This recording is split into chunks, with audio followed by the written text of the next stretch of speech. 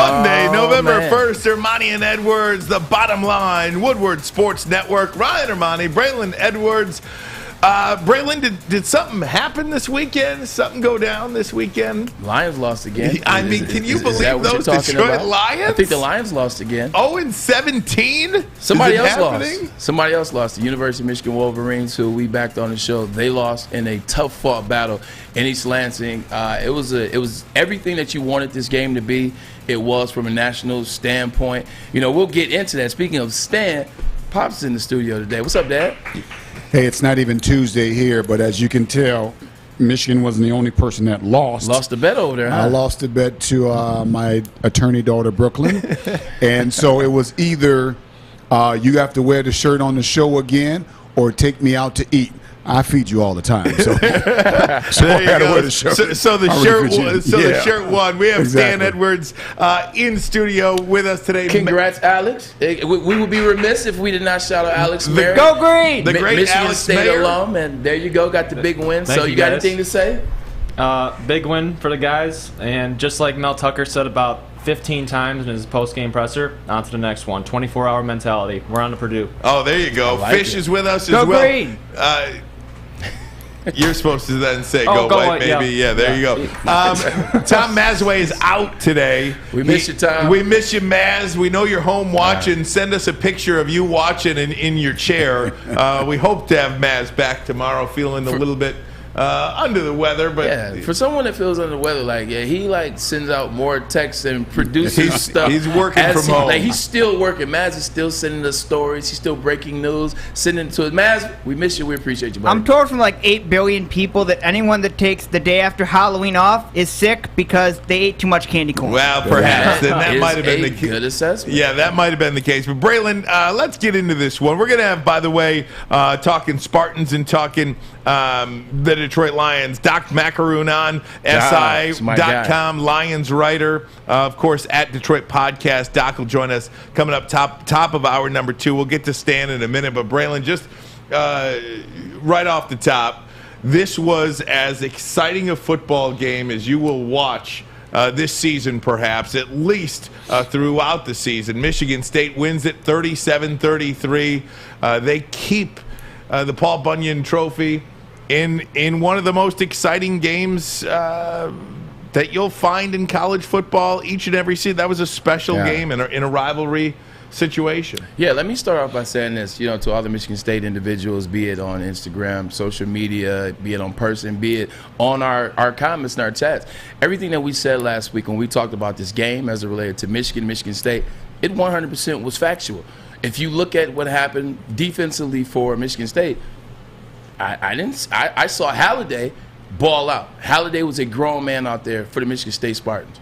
Outside of Halliday, the same things that I said I was interested to see what the secondary for Michigan State could do. Well, Cade McNamara, who doesn't pass the ball a lot, had 385 yards and 3 touchdowns. So I was right about that. The offensive line for the Michigan Wolverines, they held Michigan State's defensive line in check. In fact, I don't think Cade McNamara nor J.J. McCarthy got touched. Obviously, we'll talk about the fumbles.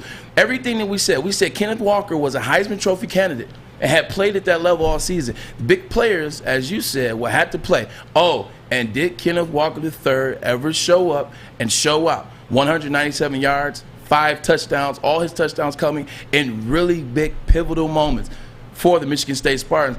Everything that we said in this game, we said if you pick Michigan State, you might be right. If you pick Michigan, you might be right. I think Michigan did everything that they could have done to win this game. I think Michigan State just answered the bell more times. Michigan State, Peyton Thorne, you look at some of the throws that Peyton Thorne made in that fourth quarter, dimes. He dropped dimes when he had to. The receivers made plays, like I'm talking about Reed and Naylor catching the ball almost on the surface, almost on the ground. They made more plays at the end when it really mattered, especially that last 5 minutes of the third quarter into the first possession of the fourth quarter. Michigan State made the plays when they had to, and they won the game. They deservedly, they won it. Like, it's nothing to say. They won. You know, one of the things, too, with Michigan State, and we said it all week, in big games, your best players have to be your best players. Kenneth Walker III, 5 touchdowns in that game on that stage what can you say about it? I mean, he was nearly unstoppable. I mean, he was unstoppable, not nearly. 5 touchdowns in the game, 3 yards shy of 200 yards rushing. And for Michigan, our best players, they didn't match Kenneth Walker's dominance in that game. You know, for me, Aiden Hutchinson's a guy I would have liked to see a little bit more out of. But Aiden had 2 sacks, and so did Ajabo. And barring, Jabo balled out a little bit. We talked about him. We talked about him all season. We talked about Aiden Hutchinson. Barring an overturn, which I've never seen an overturn like that in sports. It is what it is. You can say what you want to. I've never seen it like that.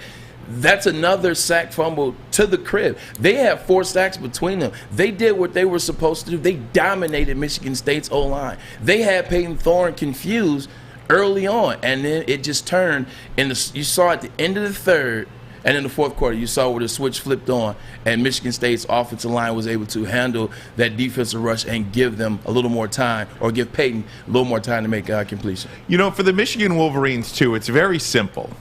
You know, you're up 16 points in the second half. You got to close that game out. I mean, that's just you have to do whatever you have to do to close that game out. Period. End of story. Now I know, and please, I understand. I saw my Twitter feed, my mentions, and all this stuff. I was complaining about the officials, and you know what? That call to me now. That overturned touchdown in the second quarter that would have given Michigan a 27-14 lead, I believe it would have been at the time. I have no idea, neither do you, could understand how that could have changed the game. Now, you could say, well, Michigan got the ball. They could stop settling for field goals and score the touchdown. Some truth to that. That was a touchdown.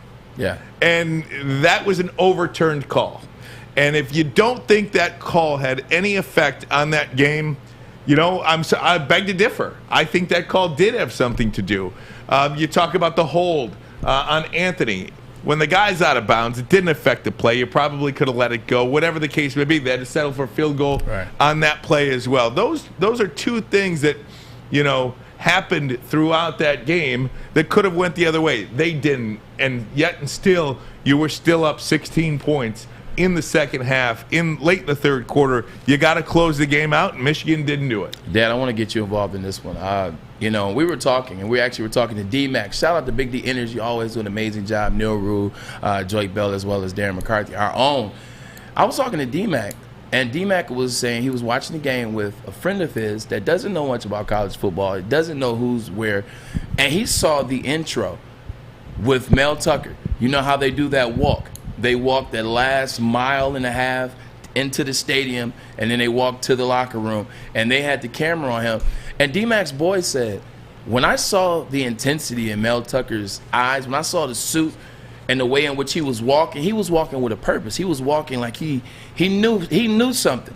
And I have to echo those sentiments. When I watched it, it looked like Mel Tucker was coming to play. It looked like Mel Tucker. And if you watch the game, his expression never changed from the walk into the stadium, to the locker room, to the first quarter, to down by 16, to tied, to up.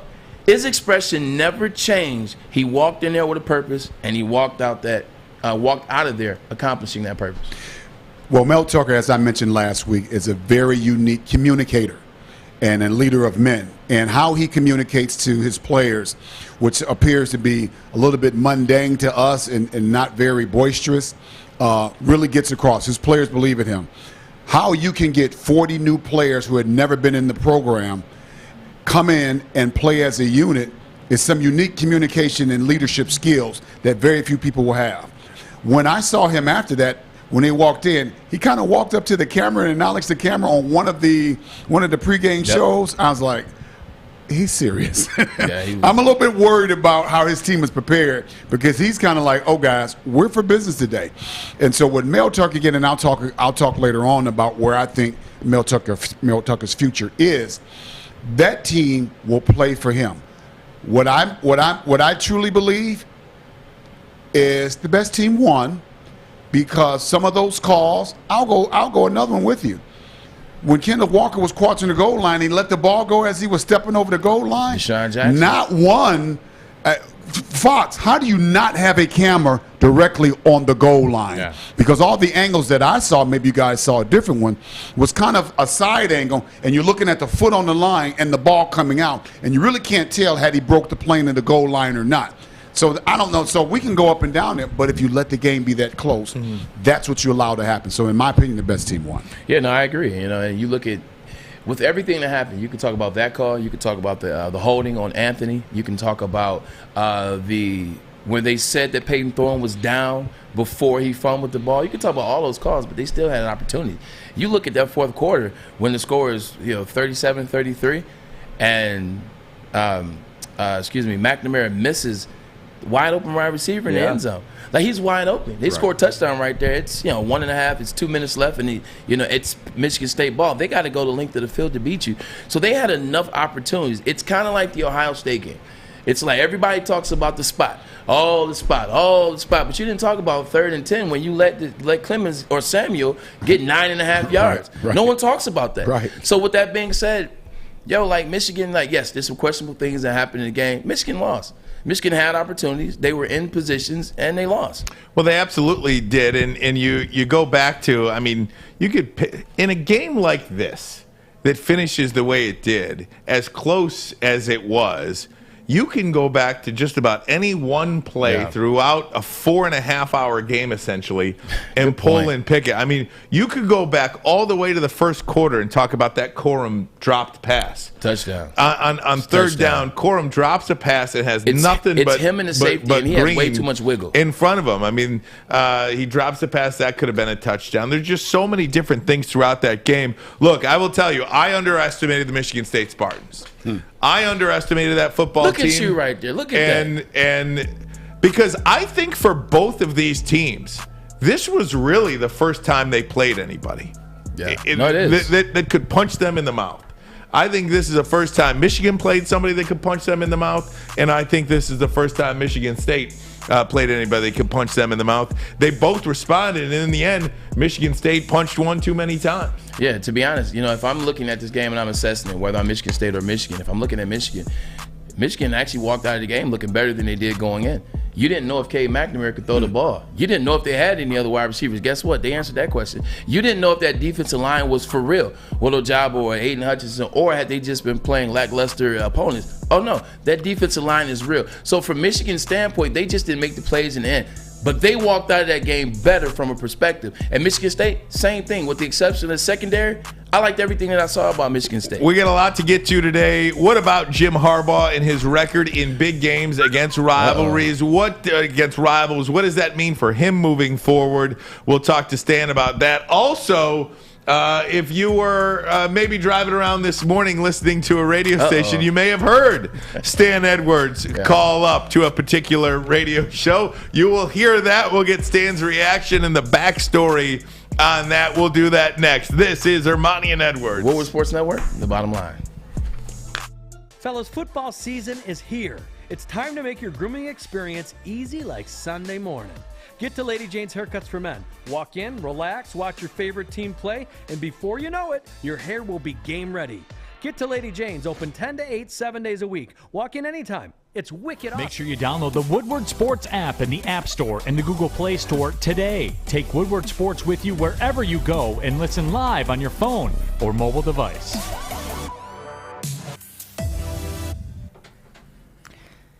Hey, it's Maz from MyBookie. Yes, the place where you can bet on everything and anything at MyBookie. Did you win that bet on Friday where you can pick who scores the basket? Well, the game did not end 0-0, so you won money, and you could have picked on the Michigan State game. You could also pick on all the other games going on, like Michigan's game this weekend's Indiana at 7:30. I know Ryan's happy about that. We've got, what else? Michigan State, they play Purdue, Pistons, Red Wings.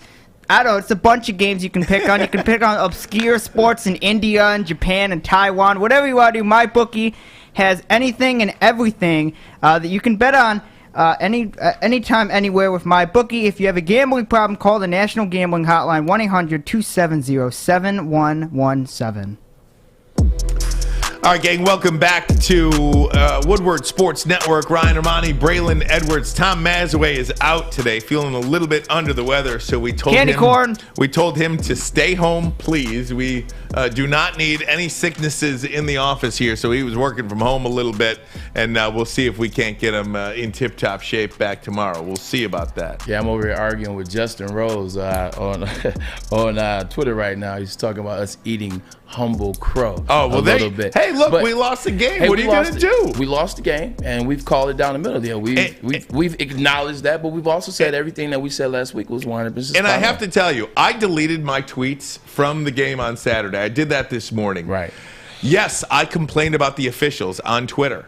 I'm sorry. Like, I believe, that the officials played a big hand in that game. Now, was it the main hand? Did it cause Michigan to lose the game? Probably not. But every single call went against Michigan, and that's how I felt about it in the heat of the moment on Twitter. And people, you'd think I'd freaking killed somebody, like I'm a murderer or something. I complained about the officials in the rivalry game. Well, people from Michigan State are savage. I've learned my lesson about Twitter. I learned that it's a nasty place. Oh, and man. I learned that you can put yourself in positions to whatever you said, and then you're trying to, argue about what you said and call it. So, you know what? I don't even bother with it anymore. It's not a play. I leave it alone. I was like, geez, bro, 100%. It's a football game. I complain about the officials. But at the end of the day, if you and I were skipping Shannon and we were talking about the game, it wouldn't be a problem. But the fact that we both went to Michigan, we're homers, that's all they see. Right. They're not listening to the facts that we speak. Fair enough. They just listen to, we're Michigan guys, so the hell with that. Fair enough. Michigan State, you won. I call it. You won, and when you look back, you're not going to think, oh, well, the officials screwed Aiden Hutchinson out of a touchdown. You're not going to look at that. But either way,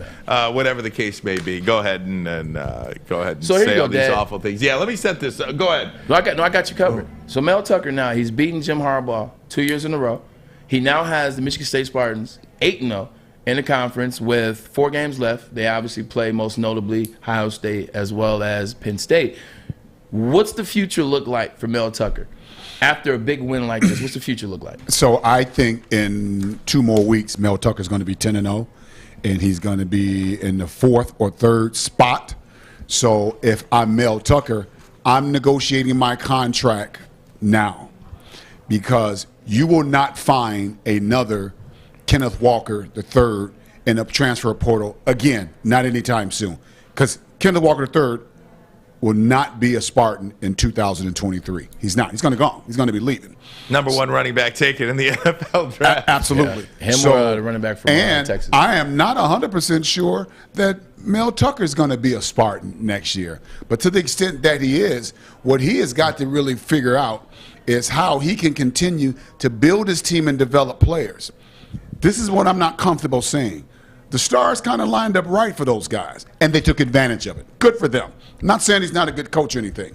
I'm not saying that. But the quarterback is still trying to figure himself out.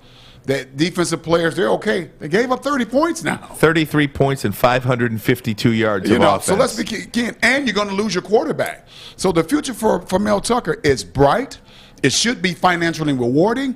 Are they going to be able to produce this kind of team moving forward? I'm not 100% sure. This is a good coaching staff.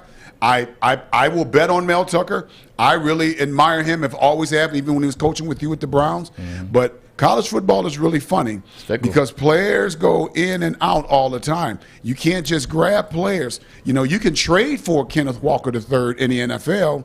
You traded for Kenneth Walker III in transfer portal. There are not a bunch of Kenneth Walker IIIs going through the draft. So him to be able to produce this, there's a lot of things that have to happen right. Silly question. Now, I know Wake Forest is unbeaten. Yep. But if you're a member of the Wake Forest coaching staff, how do you let that guy leave your program? Like, how does that happen? Like, for a simpleton like me, I could not imagine having what looks like the best running back in college football just walk out my door. Well, I've seen too many college coaches that are not that bright. I'm just saying, and they get jobs. I can't think of the guy's name because I don't want to just throw this around. He was coaching in Illinois maybe 5 or 6 years ago, and he had no business coaching at the Division I level. I'll come up with his name, so I just want to throw that out. But I've seen so many college coaches, because they interview well or they're off someone's tree, they get jobs. Now, those guys have Wake Forest. Are they still undefeated? Yes. They would. And they rank. Where are they ranked? 10, I think. 10. If they still had Kenneth Walker III, there'd be 2. They would be 2, and they're not because they don't have the best running back in the country. Yeah, but a lot of times, what happens with these situations is, things happen with players in college. It could be a friend is not getting the type of time that he deserves. It could be a friend left the school. It could be, someone's too close to home and they're having issues being. There are a lot of things that happen, so you can't figure out what happened. The only thing we could do is actually ask Kenneth Walker III what happened. Like, why are you no longer there, et cetera. There are a ton of reasons why this young man could have left or why he left and chose to come to Michigan State. Regardless of what the reason is, Wake Forest missed out. You just saw the top 10 there in the AP. Michigan State is now up to 5. Ohio State 6. Michigan only falls to number 9. So they still, with the loss against Michigan State, stay in the top 10. They come in at number 9. Just one other thought here. It's an interesting space. It's an interesting spot. It is. Look, and if you want to talk about Michigan for a second, and Stan, I'm going to get to this call in just a minute. If you want to talk about Michigan, I said also last week that I do not believe the loser of this game is out of anything moving forward here. I think that, and to be honest with you, I feel better about Michigan after the game than I do before the game started. Yeah, I think they can play with anybody right now in the Big Ten. If Michigan State loses one and Ohio State loses one, it's a different ball game again. Almost overnight or in a week or two, this Eastern Conference division, if both those teams lose one of the next 2 games, this is a whole different conversation again. So, no, Michigan's not out of it by a long shot. A lot of their goals they have are still in front of them. All they have to do is continue to play strong and win. The best thing that can happen for Michigan is if you pay attention. We actually talked about this. This is one of our scenarios that we talked about, I want to say a week and a half ago, 2 weeks. Michigan loses to Michigan State. Michigan State wins the Big Ten, all right, and they go undefeated. They beat Ohio State. They beat Penn State. They go and beat Wisconsin because Wisconsin's going to win the West. Go figure. They beat Wisconsin. They're undefeated. Michigan's only loss. If Michigan runs the table, Michigan's only loss will be to Michigan State, who at that time would be the number 2 team in the country. Right. And then you look at that, you're like, your only loss was the number 2. How often does the SEC do this? They're like, well, Georgia's only loss was to Alabama. Well, LSU's only loss was to Georgia. Right. All the time. So Paul Feinbaum. Oh, man, preach. So go figure if this comes down to Michigan State undefeated, won the Big Ten. Michigan's only loss is to Michigan State. Now that's hold on. I want to add something to that. I'm sorry, please, Ryan. No, please. I got an hour and a half left. If that happens and Michigan runs the table and beat Ohio State, Michigan might be 4. I agree. They very well could be. Agree. They might move to 4. And now I'm sure you hear a collective laugh from everybody thinking that Michigan's going to beat Ohio State. That's not what we're saying. We're saying if they could beat Ohio State. And by the way, I think Penn State played Ohio State pretty damn good on Saturday night. After losing to Illinois in 9 overtimes, after that, they came and showed out against Ohio State. Everybody is beatable this year. Who said that? Ryan or Monty? There is no dominant, unbeatable team in college football this year. There's just not. I don't know if Georgia can score with the likes of Alabama and with the likes of Ohio State. I don't know if they can get in that kind of game. I don't know that. I have not seen them be able to do that. However, we'll see. I mean, we'll get a look at it. Yeah. Plenty more to get to. Also, I know I just teased it. We will. I promise you, we'll play the call for you, Stan, into 97.1 The Ticket this morning on the morning show with Stoney and Jansen. Hear what he had to say and get the backstory on it. We'll do that next. This is Armani and Edwards. Woodward Sports Network, the bottom line. Tony is a third-generation logger that has a simple, practical approach to life and work. That's why his Coast DX342 knife is perfect for him. The stainless steel blade is rust-resistant and made for all-weather use. And the double roll-lock safety ensures that it will never inadvertently close when he doesn't want it to. That's why Coast is trusted tough. Guess what? Woodward Sports Network, we have a new sponsor introducing Gypsy Vodka. We talked about it a little last week. Actually signed the bottle and gave it away.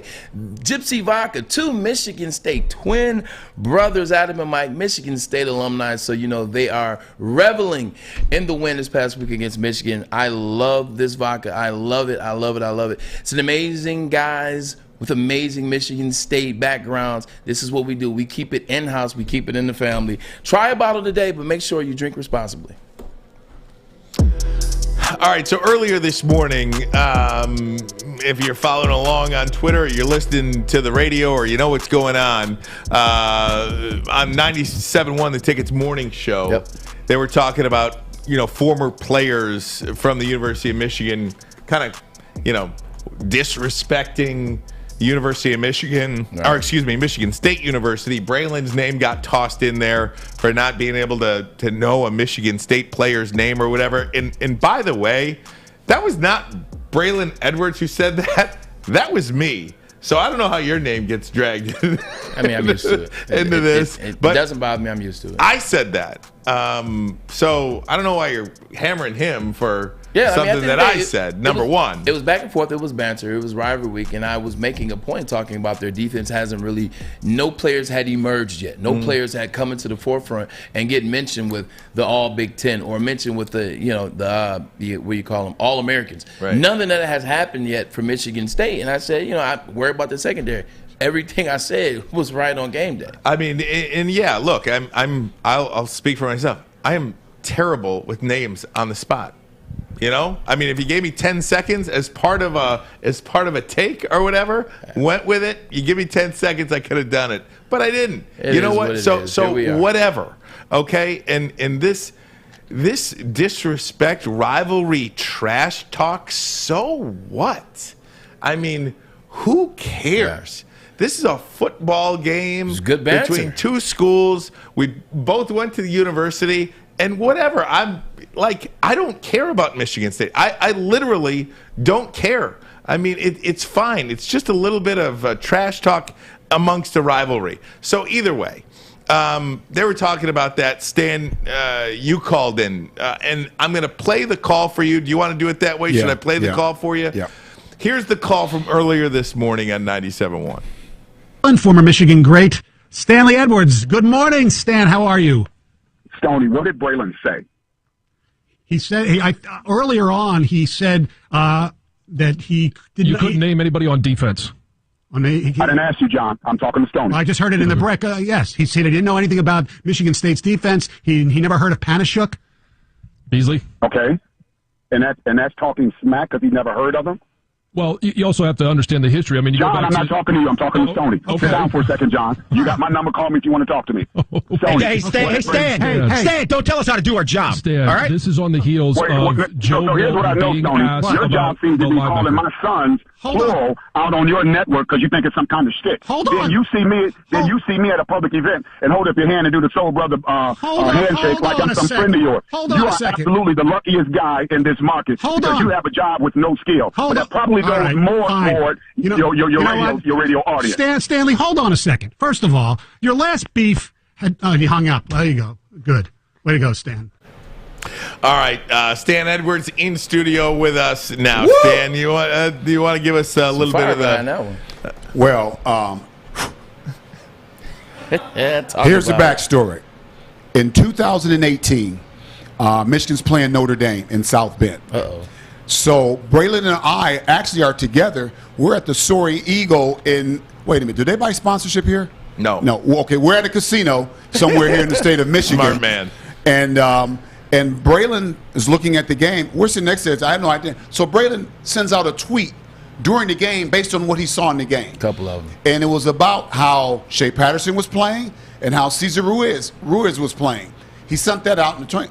So Monday morning on the show, Jamie Samuelson and Stoney decided to say, well, Braylon must have got that information from his brother, Berkeley Edwards. What? No, Braylon's tweet was in real time. He was commenting on what he saw happening during the game. Unless you're trying to say Berkeley had a cell phone on the sideline and he called Braylon, there's no way he could have got that information from Berkeley. But they didn't care about that. They just saw saying a student athlete's name on in a negative way on air is no big deal. And I'm like, no. You can't bring Berkeley's name in this, and there's no reason why to do that. They knew it was in real time, but they did it anyway.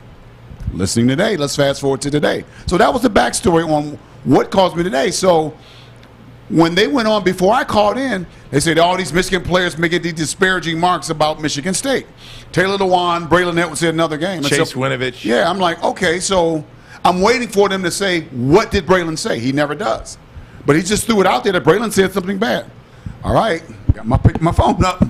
Hey, what did Braylon say? And he wasn't really sure. And next thing you know, John Jansen and Gov is kind of coming to the defense. The only reason why they had to do that, because it was shtick again.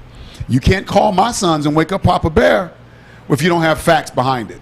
Had he told me, this is what Braylon said, and this is why I called him out, before I pick up the phone, I would have never called. Well, I think I kind of heard it in passing, but was it Jansen who called out the former players, or was it? I don't know if Stoney said it, but I feel like it was Jansen who was calling out the former players for. It may have been Jansen. Braylon's name came out of Stoney's mouth, which is who I kept. And that Jansen, I know John Jansen, and I don't even know why he decided to even take up for Stoney, because he acted like that was his job to do that day. But maybe he's a Michigan man when it's convenient. So, I don't look. This thing, I feel like, has gotten so vicious because it's got like guys, hold on. If Michigan State doesn't know how to, former players don't know how to talk smack, then learn how. Right. Every year is about what we say about them, and their feelings are hurt. This is a big boys game, on and off the field. If you don't like the rivalry, if you can't have the ability to talk good smack, shut up. And that's kind of like how I feel about it. Seriously, like, where did this thing go south? Why do you feel so disrespected for what two guys? Because they do. Like seriously, we're a couple of Michigan guys sitting here talking a little Michigan football, talking a little trash. Why does it get so offensive to these people? Once Mike Hart made the comment publicly, little brother, like that stuck in their craw, and they felt that way. That was the case, and they've never gotten over that. So whenever you say anything about, from the Michigan standpoint about Michigan State, it still goes back to little brother. So anything that you say, it's beyond that. It goes beyond that. But I'm saying, as of recently, he made that comment. That was 2007. That was 2007 when he made that comment. So for the last 14 years, that's been the relevancy of the way in which they feel. It's that comment that has taken this new age, and also you mix in with social media, different ways to approach it, talk about a bar stool, etc. Like, that's where it comes from. Yeah. To me, what their problem is that they are insecure because their football team over the years have been average to good every now and then. That's their problem, not ours. That's their problem. And so that insecurity has caused them, when they hear something that they don't like, they start moving around. Talk back. Talk back. That's all you got to do. Yeah, I mean, please. Ohio State talks about us, and like, hey, nobody's like, look what you can, and they have every right to do so. Right. I mean, the way Ohio State talks about Michigan. Oh man. I mean, where's the toilet paper? You know what I mean? I mean, and here's the thing about us with their butt. Here's the thing about me and the Edwards. We have a great relationship. The Edwards family with Michigan State alumni, from Magic Johnson to Ricardo Jackson to Marvin Washington and the whole Greg Kelser. Those family to us. We have great respect for them. So it's not about the school, it's about the rivalry, and we're having fun. And these folks get all bent out of shape, and folks are like, look what he's, what?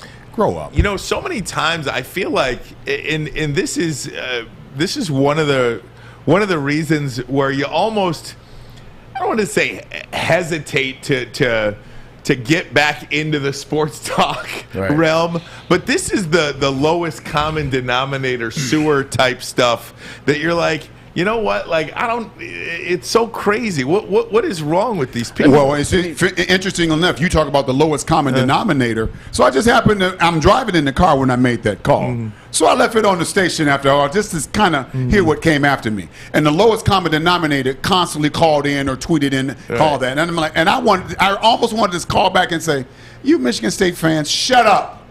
Because after Mel Tucker lost to Rutgers last year, he was everything but a child of God to you. Now you want to act like he's important to you now. So you guys shut up. Michigan State's a great school. They got great reputation, and they got great people there. But they do have some airhead fans that need to shut up. Some, not all. We are saying that we're some, not all, and that's the truth. We mess with Michigan State. Too many. It's gotten too many. It's gotten way beyond that. End of the day, Michigan State, you guys won. Enjoy the win. Now it's time to get back to football. You guys got 4 games left to see what you really can do, because I believe that you guys have a chance. Ohio State did look beatable against Penn State, so you guys have a chance. It's going to be interesting. It's going to be up to you and what you want to do and want to accomplish. I do want to transition the conversation back to Michigan for a minute. And, you know, all the talk about Jim Harbaugh. Stan, I want to ask you, Braylon, I want to ask you, where does Michigan go from here? What about Jim Harbaugh? What about this record against top 10 teams on the road? You know, you listed it all. Rivalry. The game had everything. Everything. Yeah. What about him moving forward? Now, is it time to give up on it? What would you have done differently in this game? How does Jim Harbaugh get it back on track this season? We'll take a break, come right back. Armani and Edwards. Woodward Sports Network, the bottom line. You know why realtors love using Hall Financial as a lender? Because of our commitment to speed and service. We have nearly 4,000 5-star reviews already. Call today, 248-308-5000, or go to callhallfirst.com. Make sure you download the Woodward Sports app in the App Store and the Google Play Store today. Take Woodward Sports with you wherever you go and listen live on your phone or mobile device. Hey guys, I want to tell you about Lady Jane's Haircuts for Men. We like simple things. We like things being uncomplicated. There is nothing more uncomplicated than coming here to Lady Jane's Haircuts for Men. All you got to do, walk in, sign in, sit down, and before you know it, you are handsome and clean. Get to Lady Jane's, open 10 to 8, 7 days a week. You can walk in anytime. It's wicked awesome.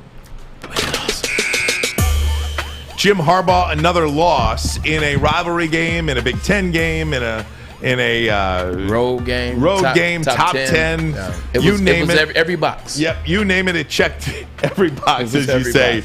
Braylon, let me come to you first here. What about Jim Harbaugh? Because as I look back at this game, you know, and a lot of people are freaking out over Jim Harbaugh. I actually look, and again, up 16, you got to close that game out. But I actually feel better about Michigan after this game than I did before the game.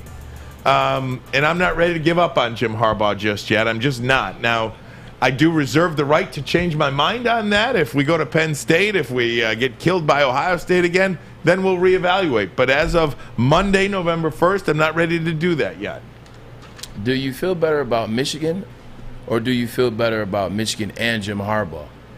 That's the question. I think he's got to get some credit. I think he's got to get some credit for having this team be 7-1 right now, a top 10 team. I think he gets some credit for that. Okay, so definitely we'll give him credit for what he did in terms of hiring coaches, bringing individuals in, such as Ron Bellamy, such as Mike Hart, changing we talk about culture a lot, changing the culture to where you've heard a lot of defensive players talk about. They feel he's approachable now. They feel like everybody is available. They can talk to. They can run things by. They can give their opinion on things. So he's done a really good job with that. But when you look at it, it's the 7-0 before they lost to Michigan State. 7-0 is 7-0 against Nebraska. It was, sure. You know, you can run down the list, Northern Illinois, beat up Washington. You know, you start going down the list. And does it distract you from what has been the issue in Ann Arbor, which is now Jim Harbaugh is 0-2 against Mel Tucker? Jim Harbaugh is, you know, if I could do the math off the top of my head right now, I think Jim Harbaugh is something like 3-9. 3-9 against Ohio State and Michigan State. He's won one bowl game. At the time he's been there, he never can. If you watch the game, it's like when you watch the Michigan State game or the Ohio State game when Harbaugh's involved, or a bowl game or a major primetime game like 2016 when they lost to Iowa on the road, the night game. It's like when you watch these big games, you're just waiting for something to happen. And I don't want to disrespect Jim Harbaugh because they did enough to win that game on Saturday. Michigan State just did more to win that game. So you don't want to take that away from them. But at the end of the day, if this was any other major program, like Michigan is a major program. So when you look at major programs, you look at the Alabamas. Clemson is now in that realm. LSU, you saw what happened at LSU. Ed Orgeron just won a national championship 2 years ago. Right. So if you're basing it off other big-time programs, he would have been gone. Yeah, he probably would have been. But Stan, where are you on it? You know, I feel like, you know. Is it too little, too late? Is the question. That's the question. Is it too little, too late? That's the question. 3-9 to me, yes, 3-9. I look at it like you're 0-1 in 2021. I mean, I get you do wear the hat of 2015 and 2016, 2017, 2018, all that stuff. But I look at it like they're 0-1. Well, if I'm Jim Harbaugh, I turn the page. I just turn the page because we played a top 10 team. We only have one loss this season, and we have 4 critical games coming left, and we have a lot of opportunity to get back into the national championship race. So he's got to do that. While I say that, to Braylon's point, it's not very long ago when people thought our program was falling to be the laughingstock. Remember, at the beginning of the year, we were not ranked in the top 25. And all of a sudden, we made this meteoric jump into the top 10, but we're still there. And so I don't know if I really need to worry about what Coach Harbaugh should be thinking about now after the loss. I think a lot of positives can happen still moving forward, but it's hard to forget the last 2 years and wonder, will that team and that culture and that coach creep back in? The thing about it for me with Jim Harbaugh, too, is in years past, where you felt like you didn't even belong on the same field as some of these top 10 teams in the country. I do feel like Michigan, and again, this is November 1st. They have not gone on the road to play Penn State yet. They have not gone on to play Ohio State. They play them at home this year. If those games if you don't belong on the field in those games, then I'll probably change my mind. Right. But they went toe-to-toe on the road, probably should have won the game. They outgained Michigan, 552 yards of total offense against the top 10 team on the road. I'd say that's pretty good. At least to me, you look like I saw something in this Michigan team. And I saw something in Cade McNamara. Haven't mentioned his name yet once today.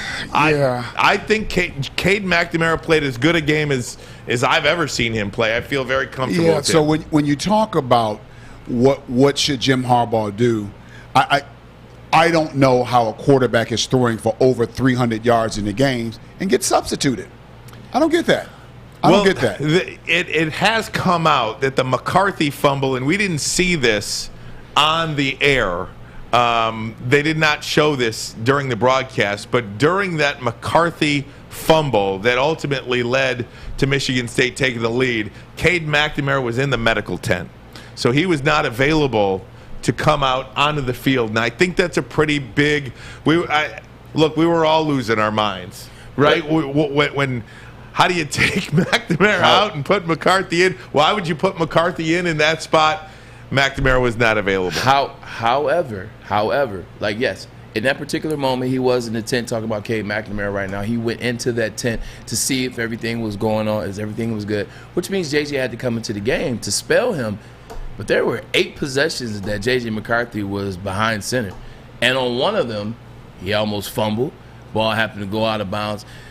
Why are you playing, like, why are you doing the infusion thing when Cade McNamara was playing so well? Like, and I get it. Like, on one of those plays when JJ was in, JJ ran the ball and got, I believe, 15. Threw a touchdown pass as well. Yeah, threw a touchdown pass up the sideline. And, I just don't understand it to the point where Cade McNamara is playing well for you. And if you're not going to switch it up early, like, don't switch it up late.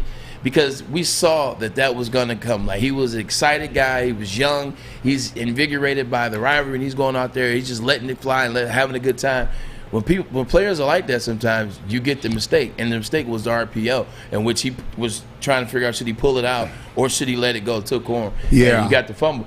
I just wouldn't have had him play in the game. And yes, he did throw a touchdown. Cade McNamara throws that same touchdown in the game. I just play the hot hand, stick with the hot hand. You stick with the starter. They're starting for a reason. I think J.J. McCarthy and Donovan Edwards got please don't transfer snaps. That's what those are about, to make sure that they're playing. They don't want to transfer, so we're just giving them token snaps to kind of make sure they're part of the game. If they're good enough to start them. Play them, start them if they're good enough. But if you have people in front of them, you got to wait your turn. They're not that good they're not can't miss players. Let them wait their turn. If they leave, They leave.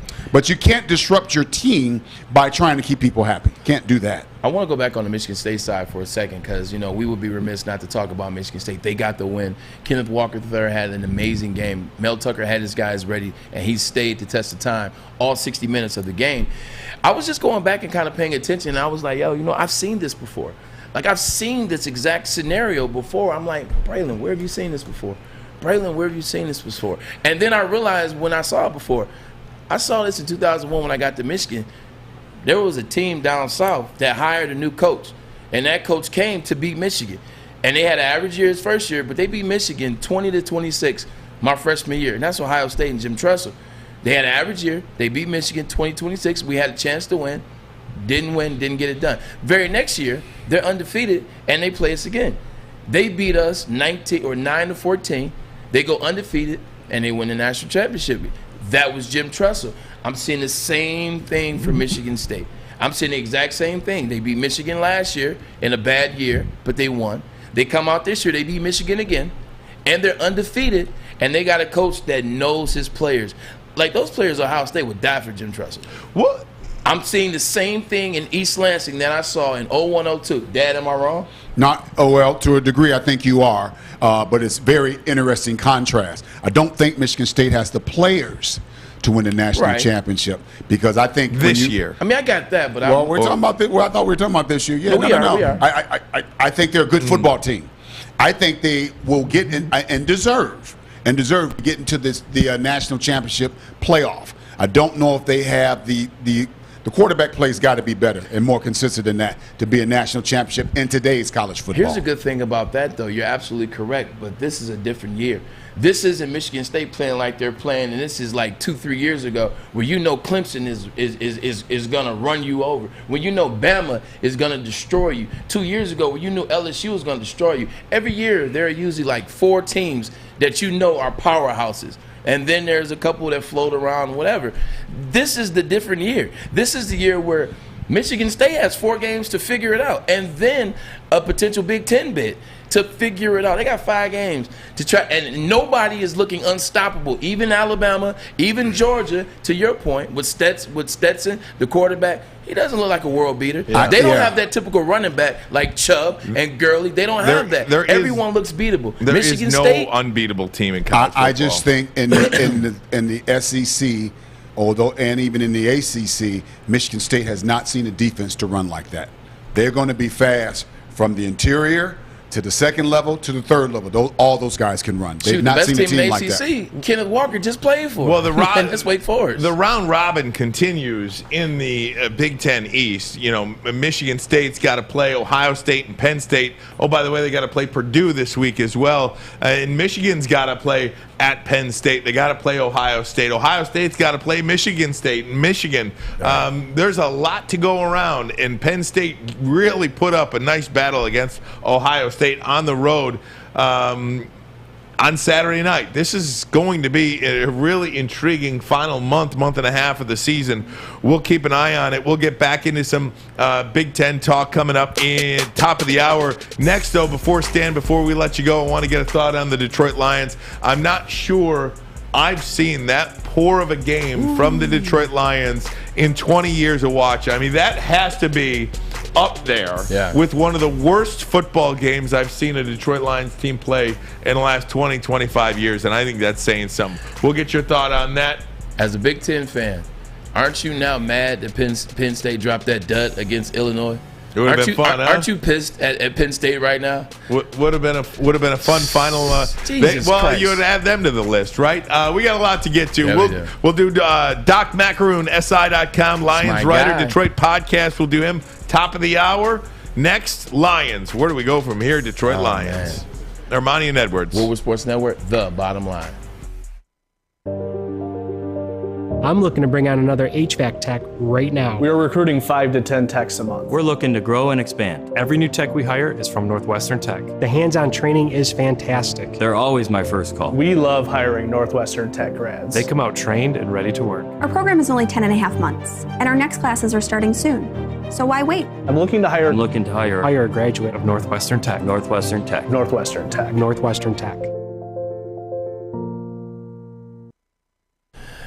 Foaling Warehouse Hamtramck, home of the original football bowling pin game known as Foaling. Guess what? I remember when they first started this. I want to say it was around 2014, 2013. I was there, and I love Foaling. Foaling is an amazing experience. Host your corporate party, team building event, or just come in with family and friends.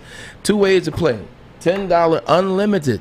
Open play. Stay the whole time. Or if you're open for that day. Or private lanes up to $120 for 10 people for 2 hours. We have 100 beers. Yes, they have over 100 beers. They are ready for you guys to have a really good time. $2 mystery beer machine and multiple full bars. You bring your own food or have it DoorDash or Uber Eats. You can have it your way, baby. Come and get your foal on. Check it out, foalingwarehouse.com. Foaling's fun, buddy. How about that? We got to get out there, Braylon Edwards. I gotta show you that arm, man. Show you I should have played quarterback. Throw the ball to myself. Hey, guys, I want to get into some Detroit Lions talk just for a little bit. We got breaking news, Ryan. Okay, what's your breaking news? Corey just came in here and told me the Lions have signed Adrian Peterson. There you go. How about that? Not I thought the Titans signed him. Or the Titans. No, the Titans. Oh, okay. So, very good on your breaking. Good. Dynamite drop in there, Alex. Dynamite drop in. All right, that's my time, guys. Thank you. That's me. The Titans signed Adrian Peterson because it is rumored that Derrick Henry, the leading rusher in the NFL, is out with a potential knee injury. So they went to another beast in Adrian Peterson. Out, potentially out for the season. Potentially, Derrick Henry. Jameis Winston, by the way, is out for the season. That was your MVP Torn pick. ACL. My goodness. Just too bad for Jameis. They didn't need him. Trevor Siemian, a Big Ten guy, Northwestern, goes in there and get the win. We talked about this before the show started, man. Yesterday and this past week has been the backup quarterback. Like, that's what you're seeing. You're seeing 5 backup quarterbacks getting wins yesterday in the NFL, man. It's a backup quarterback's dream right now. Yeah, we'll talk about that in a little bit as well. But this Lions team, Stan, I'm not sure I've seen as terrible an effort out of a Detroit Lions team in a long, long time. 44-6. They lose at home against a hapless Eagles team that came in 2-5. They can't play. Trouble on the horizon. That coach is terrible. What do you need? Perfect tonic? The Detroit Lions or the Philadelphia Eagles? So yesterday was the first game I attended in about 6 or 7 years. The last time I was in Ford Field is when Braylon played for the Seattle Seahawks, and they were there. And my mouth was just wide open at all the empty seats that were there and how the fans were just done with it. I want to know what's going to happen first. Will the Ford if there's not a massive turnaround in 1 year, in year 3, will the Ford family be able to stomach all of the booing and the empty seats? Or I don't think Dan Campbell sees a 3rd year. I know how long his contract is, but what I saw yesterday, you cannot continue to run a business that way. You have to find some way to infuse some excitement in 2023 to get the fans back in the stadium. Because if they win no more than 4 games next year, I don't see him going in 2023. Yeah, and here's the interesting thing is when you talk about the Detroit Lions, and you talk about the front office, you talk about them not paying players, not bringing guys in, the process of doing that, drafting the right players, et cetera, et cetera. The one thing that the front office and the owner has always cared about in Detroit is the fact they sell out all games. Right. They sell merch. They make a lot of money off the Detroit Lions fan base and the Detroit Lions product, whether they win or lose. When they step in, when they decide to rear their head, is when no one's coming to games, when they aren't selling that merch. So seeing that, Sheila Foreham, I know they had a war room meeting today. 47,000 people at Ford Field yesterday. That's the lowest attendance there since 2010. And honestly, I feel, let me play this clip for you. This is Dan Campbell after the game yesterday. So as you're listening to Dan Campbell talk post-game yesterday, I feel like we are witnessing Dan Campbell's just range of emotions. He wears them on his sleeve. We love that. Yeah. But also, I feel like this is like my Twitter feed, almost. You're going hot and cold. You're just living. And before we show you the clip, to put that into perspective for people that are listening and they're like, well, 47,000, that's a lot of people. The stadium holds 63,000. Let's put that into perspective. Yeah, it was 73%. Yeah, 73% full. Not good. Here's Dan Campbell. I really felt like we were flat. I really feel like I'm not worried about my message now. Well, I guess maybe I should be worried about my message, right? When you come out and play like this, that's why you're asking that, right?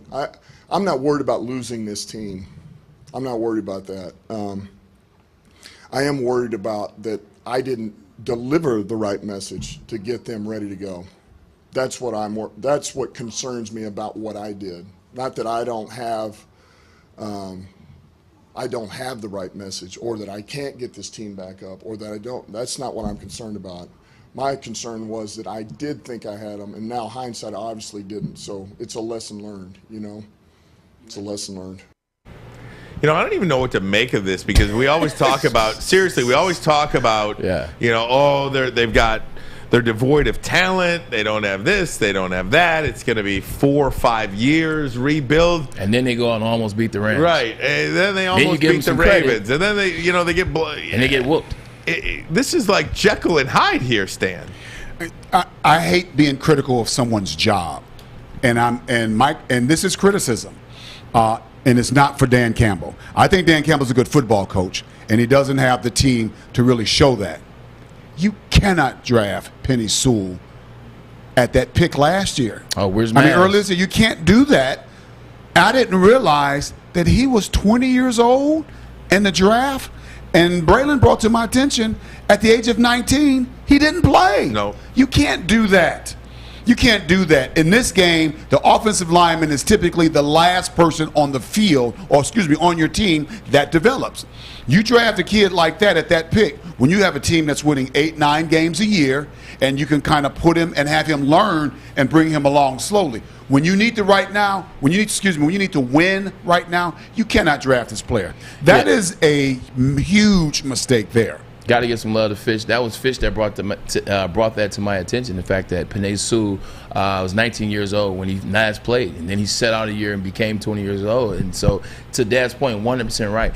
Also, now we got to bring up Maz. Maz, I know you're watching. Love you, baby. I'm about to throw you some love. You know what's coming. You know what's coming.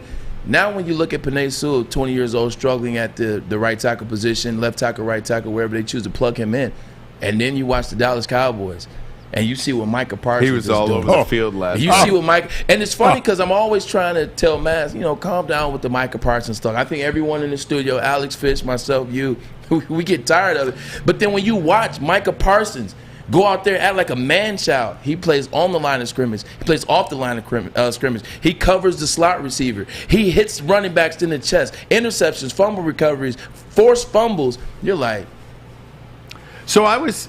Can I respond to that? Because I was watching Micah Parsons last night fly all over the football field, and I'm thinking to myself, if he played for the Lions, there's no sense he's going to be like. I don't believe he'd be able to play as free as he plays behind that defensive front for the Cowboys. I don't think he plays that clean.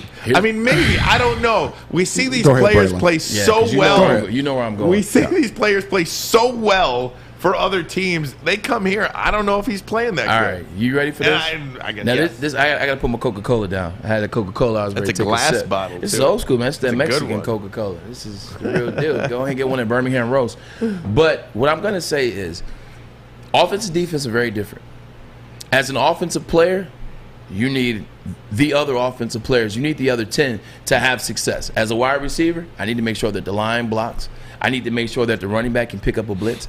I need to make sure the quarterback is going to know what window to throw the ball in. I need a wide receiver in a 2 or tight end spot to run their route, to get clear out. Defense is not the same.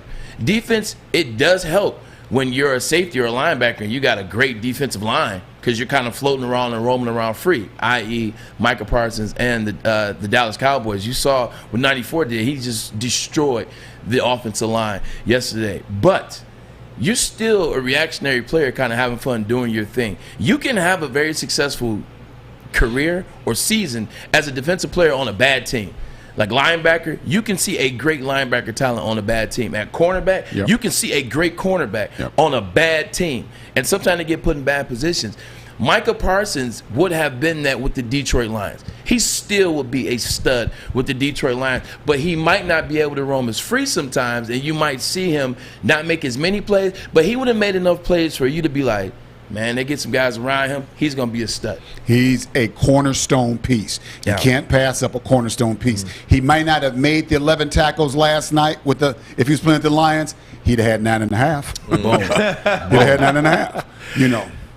Stan, any parting words here for us? Yes. So all the hoopla between Michigan State, who talks smack or not, Michigan State fans, I dig your football team. What happened this past weekend was outstanding for this state.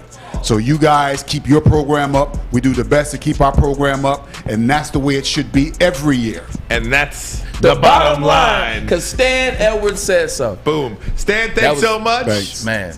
We appreciate you coming in on short notice with Maz out. We certainly appreciate it, Stan. You got it. All Love right. you, Dad. Great take. Absolutely. If you want to check back in with Stan, you just back up the show if you want. Tell a friend about it. Tell a friend about us. Why not? Hey, Doc Macaroon going to join us next. SI.com Lions writer at Detroit Podcast as well.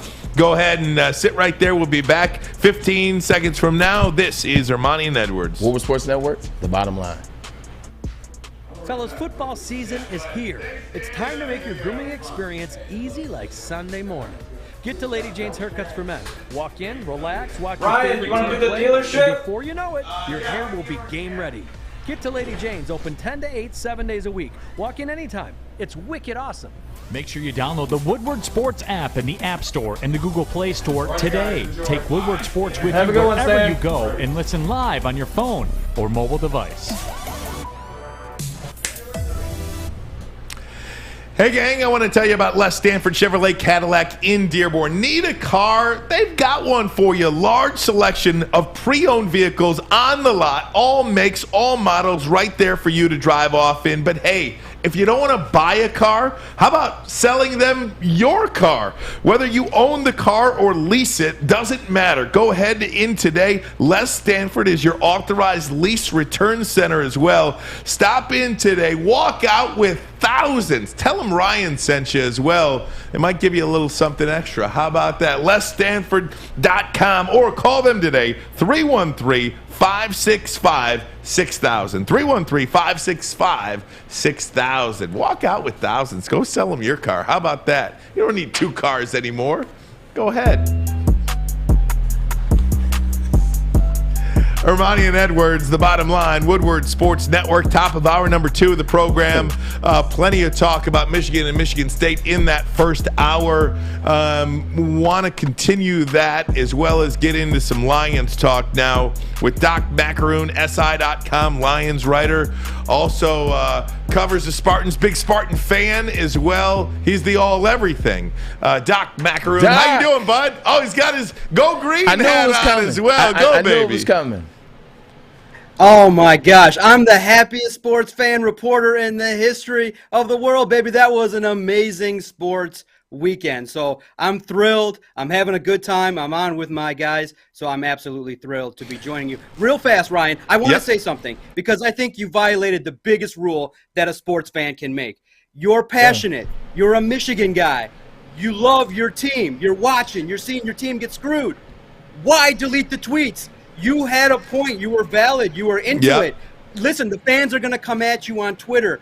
That place is a cesspool for sports fans, but you had strong takes about what happened. But Michigan took the L. You should have just kept that up there because it makes the win in the rivalry that much sweeter. That's what makes this rivalry now growing to be one of the best in college football. Don't delete the tweets. Own what you say, man. It wasn't that bad. I do own them. I do own them. I stand by them. They show up on people's. I'm too nice of a guy. I don't need all this trouble online. I just don't need it. Here's what's interesting, Doc. As always, thanks, man. Doc. I love you, buddy. I hear you. I don't mind it at all. You guys got a really big win. You know, you're my guy. We talked last week. You said something that's very important, and I actually want to flip it and run with this for a second. Michigan-Ohio State has no longer been the rivalry that it used to be. Michigan-Ohio State, it doesn't live up to it. Ohio State has kind of run roughshod for, 20 years or so. And most of them haven't been close. With that being said, the Michigan and Michigan State rivalry has gotten better over the years. Like if you look at what Harbaugh, think about 2015 with the punt. Think about the overtime. Last year, Mel Tucker's first year, where they weren't supposed to win. You look at this year, 6 versus 8. It gave you everything that you wanted. Michigan State wins a close one in East Lansing. This rivalry is becoming the rivalry. It's no longer Ohio State and Michigan. It's no longer Michigan and Notre Dame or Michigan State and Notre Dame. Michigan and Michigan State is the rivalry. And if they keep up at this clip, Doc, this could be a major rivalry nationally. Especially based on the game that we just saw. I mean, both teams executed at the highest levels. They really wanted this contest. 3 national brands showed up on campus to do a pregame show for 2 top 10 football teams. I just thought the atmosphere was electric as I was walking to the stadium to cover the game. I was there, and it was a fascinating 60 minutes of football. And when you look at it, you see 2 teams that really mirrored each other, and Michigan got out to the early breaks. They couldn't capitalize as much as they needed to in that second half, but give credit also to Michigan State and Mel Tucker for not giving up until the very end, and for Kenneth Walker when the lights were the brightest to go out there and to have that performance on the biggest stage. I don't know how much you guys pay attention to ratings and things like that. I'm a ratings geek. I like to pay attention to all that kind of stuff. The highest rated noon football game on Fox. Why? Because it's a heated rivalry. You have both fan bases that are going after it.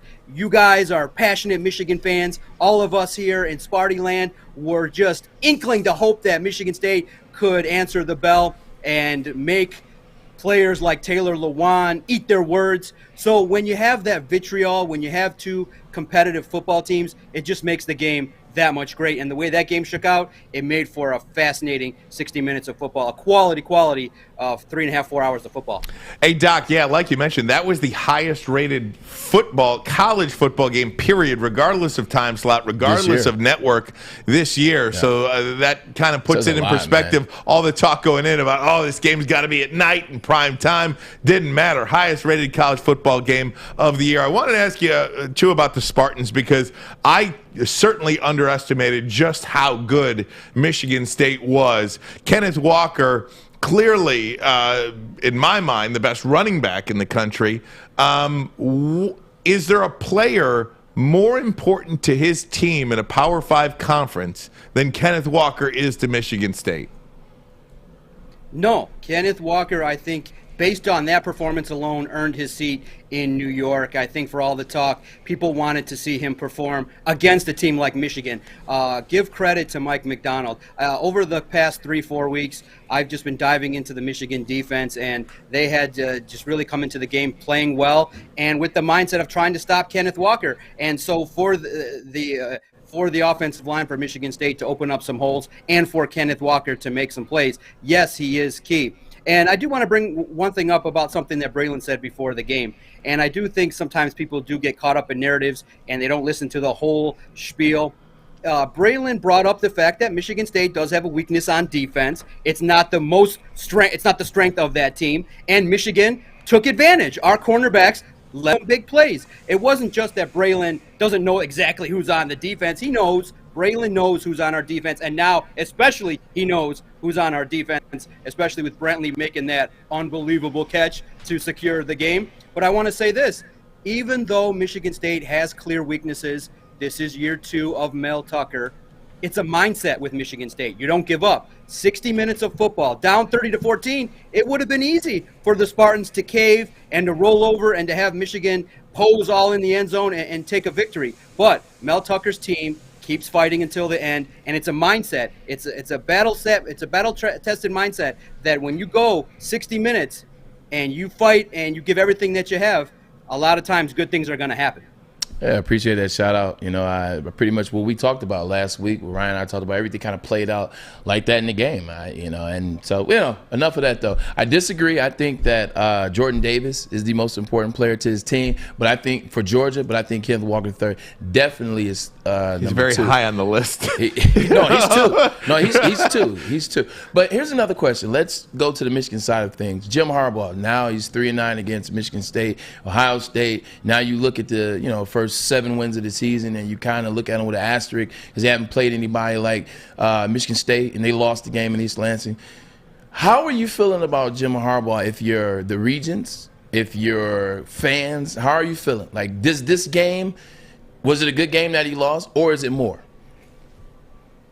Guys, it's the ultimate conundrum. And I asked this on our Twitter page at Detroit Podcast because Jim Harbaugh is a successful head coach in terms of the fact that he gets his team to win 9-10 games every year, can take his team to the bowl games. But unfortunately, in terms of the games that the fans and supporters are paying attention to, Michigan State, Ohio State, top 10 teams, winning games on the road against quality opponents, it just hasn't been there. The numbers bear out. And so it's quite the conundrum because prior to Jim Harbaugh, the Michigan program took a turn for in terms of the wins, in terms of having losses that they shouldn't have. Jim Harbaugh righted that ship. Now, coming into this big game, I think that Michigan was looking to kind of change the narrative that they couldn't close, that they couldn't win against their rival, and it didn't happen. And unfortunately, there were some coaching mistakes, some coaching errors in terms of, second half execution on offense, the use of J.J. McCarthy, Cade McNamara, that whole debacle, maybe going away from the running game, which has been a strength.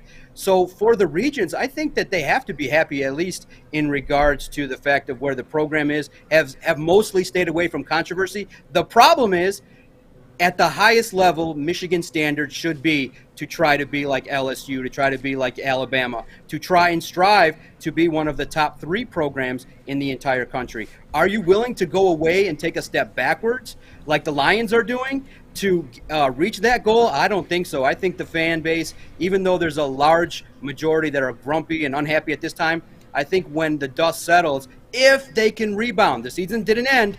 Even though they lost to Michigan State, they have a chance to turn it around against the likes of Penn State, Ohio State. So you still have some things in front of you, but it's going to be tough. I'm curious to see how Jim Harbaugh rallies this group because it's different. You saw, I was impressed to see Michigan dancing at Michigan Stadium. The vibe is there. There's more fun. Just unfortunately, when you come up against your rival, it's just going to be tough because they just haven't shown that they can close the deal. Hey, Doc, can you stick around for another segment with us? Absolutely, guys. Great. That's our guy, man. He's got to hold us down. Because we got Alex, our Michigan State guy, has got something for you. Then I gotta hit you with a couple of Lions questions too, because my goodness. Sit right. We'll be right back with Doc Macaroon, SI.com, Lions writer, also Michigan State Spartans, at Detroit Podcast, Armani and Edwards. Woodward Sports Network, the bottom line. Okay, you thirsty little spin goblins. I want you to pedal into the next dimension. Spin it! Spin! Spin! Uh-oh! Carmen's falling behind. Let's give her the hiss of shame. Spin! Spin! Spin till you bleed! Don't ride the bike of shame. Come to Planet Fitness and find your own lane with tons of equipment, free fitness training, and no hissing. Join today for just $10 a month. Armani and Edwards, Woodward Sports Network, the bottom line. Ryan Armani, Braylon Edwards. We've got Doc Macaroon with us, SI.com, Lions writer, also Michigan State Spartans. Follow him on Twitter at Detroit you see Podcast. We see the hat. Our Michigan State guy, Alex, has a question for you, Doc. Hey, John. No Mads today, so you got me. First of all, going back to Michigan State, first of all, I want to say it was a pleasure watching the game with you on Saturday.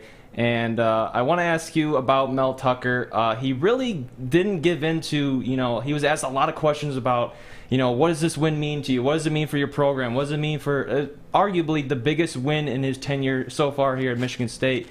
But he was doing coach speak. He was on to the next one, 24-hour rule. And I want to ask you about our next game at Purdue.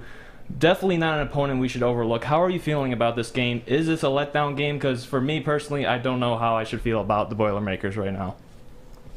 Oh, thank you so much. It has been a pleasure. For those that don't know, I get opportunity now to cover Michigan State as well, and I got to sit next to Alex during that one, and he got to hear me act like Ryan there in the press box, just a little bit more subdued. But we definitely had some interesting conversations. Look, Mel Tucker has the perfect mindset publicly: stern, firm, but fair. This is the mindset that he obviously learned from Nick Saban, having followed him to 3 different locations. Yeah, he said this today on Monday. He said that in his presser. He said that, look, if anybody's going to rest on their laurels, they're not getting on the bus to go down and play Purdue. He will not let this team rest on their laurels and pat themselves on the back and think they accomplished something. No. A quality football coach typically 24 hours, enjoy the victory, celebrate, and then you get back to business. Now, of course, Purdue on the road, Big Ten, you definitely always pay attention to letdowns, but with Michigan State, the confidence is growing, the confidence that they can close out games and perform well. And you got to remember,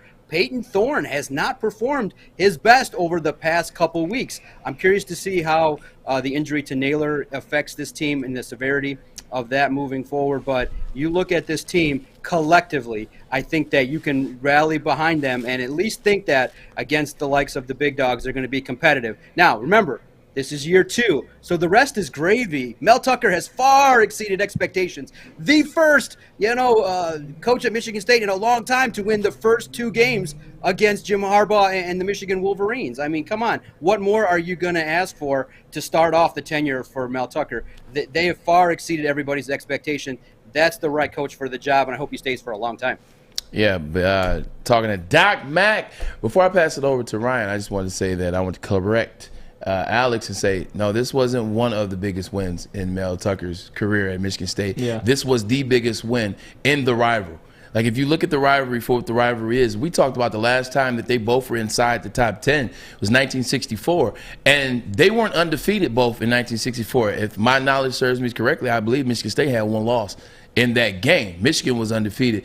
This is the first time that they've played each other. They've both been undefeated. Mel Tucker, is he going to LSU? Jim Harbaugh, is he going to leave? Is he going to get fired? Who's going to come up? Kenneth Walker III, Heisman Trophy candidate. Is he going to make the big play so he can show that he deserves to be in the Downtown Athletic Club of New York? All that on the line. This is the biggest game in the rivalry, in my opinion, ever. What do you just quickly on Michigan State? Last one before I get to the Lions. Kenneth Walker clearly deserves Heisman consideration, if not the front runner for the Heisman Trophy.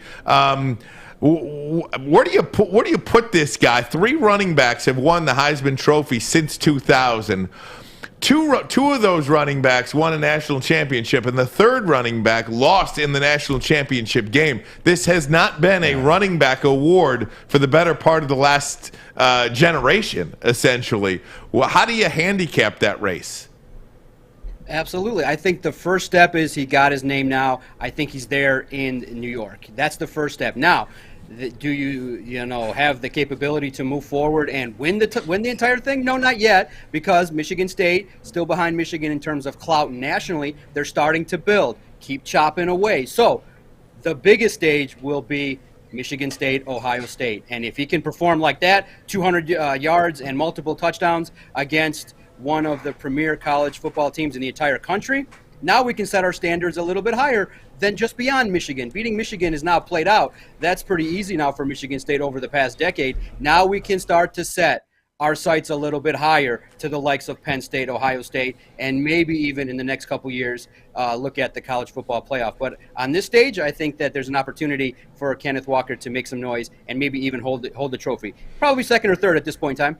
Yeah, I think Doc is absolutely 100% correct, because I look at when I was at Michigan my junior year, it was a similar situation with Chris Perry. Chris Perry was a guy that's, balled out early, had a couple of those weird games in the middle, and then he balled against Michigan State. He had the infamous 53 carry, 200 yards. Then against Ohio State, he made the cover of Sports Illustrated, who you work with. He made the cover when we beat them in the 100th game. So I see something very similar. And Ryan talks about this. Here's the wild card.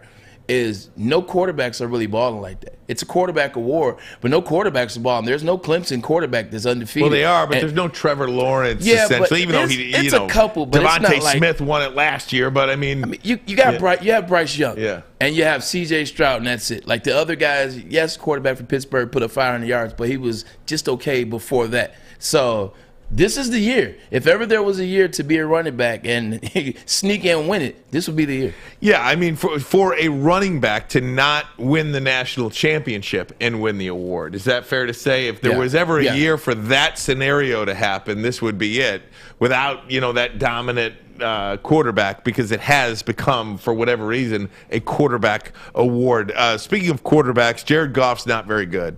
I don't know any other way to put it. Talent, whatever the case may be. The Detroit Lions are not very good. Doc, how do you handicap the Detroit Lions? Where do you go? I mean, it looks so bad. Where do you go?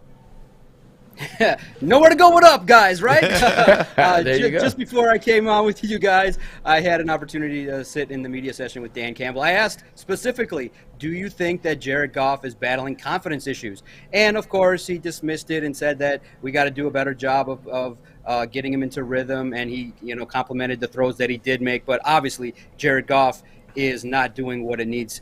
He's not doing what he needs to move this offense along. And my goodness, why would you take the football to start the game? I mean, your offense is your clear weakness, and it's just. And Dan Campbell now, in terms of his decisions, you're starting to now take a closer look. He's under the microscope in regards to the fourth down decisions. And what's really alarming, guys, is the fact that twice now in the past 3 games, the effort and focus level just hasn't been where it needs to be, which is a clear-cut sign.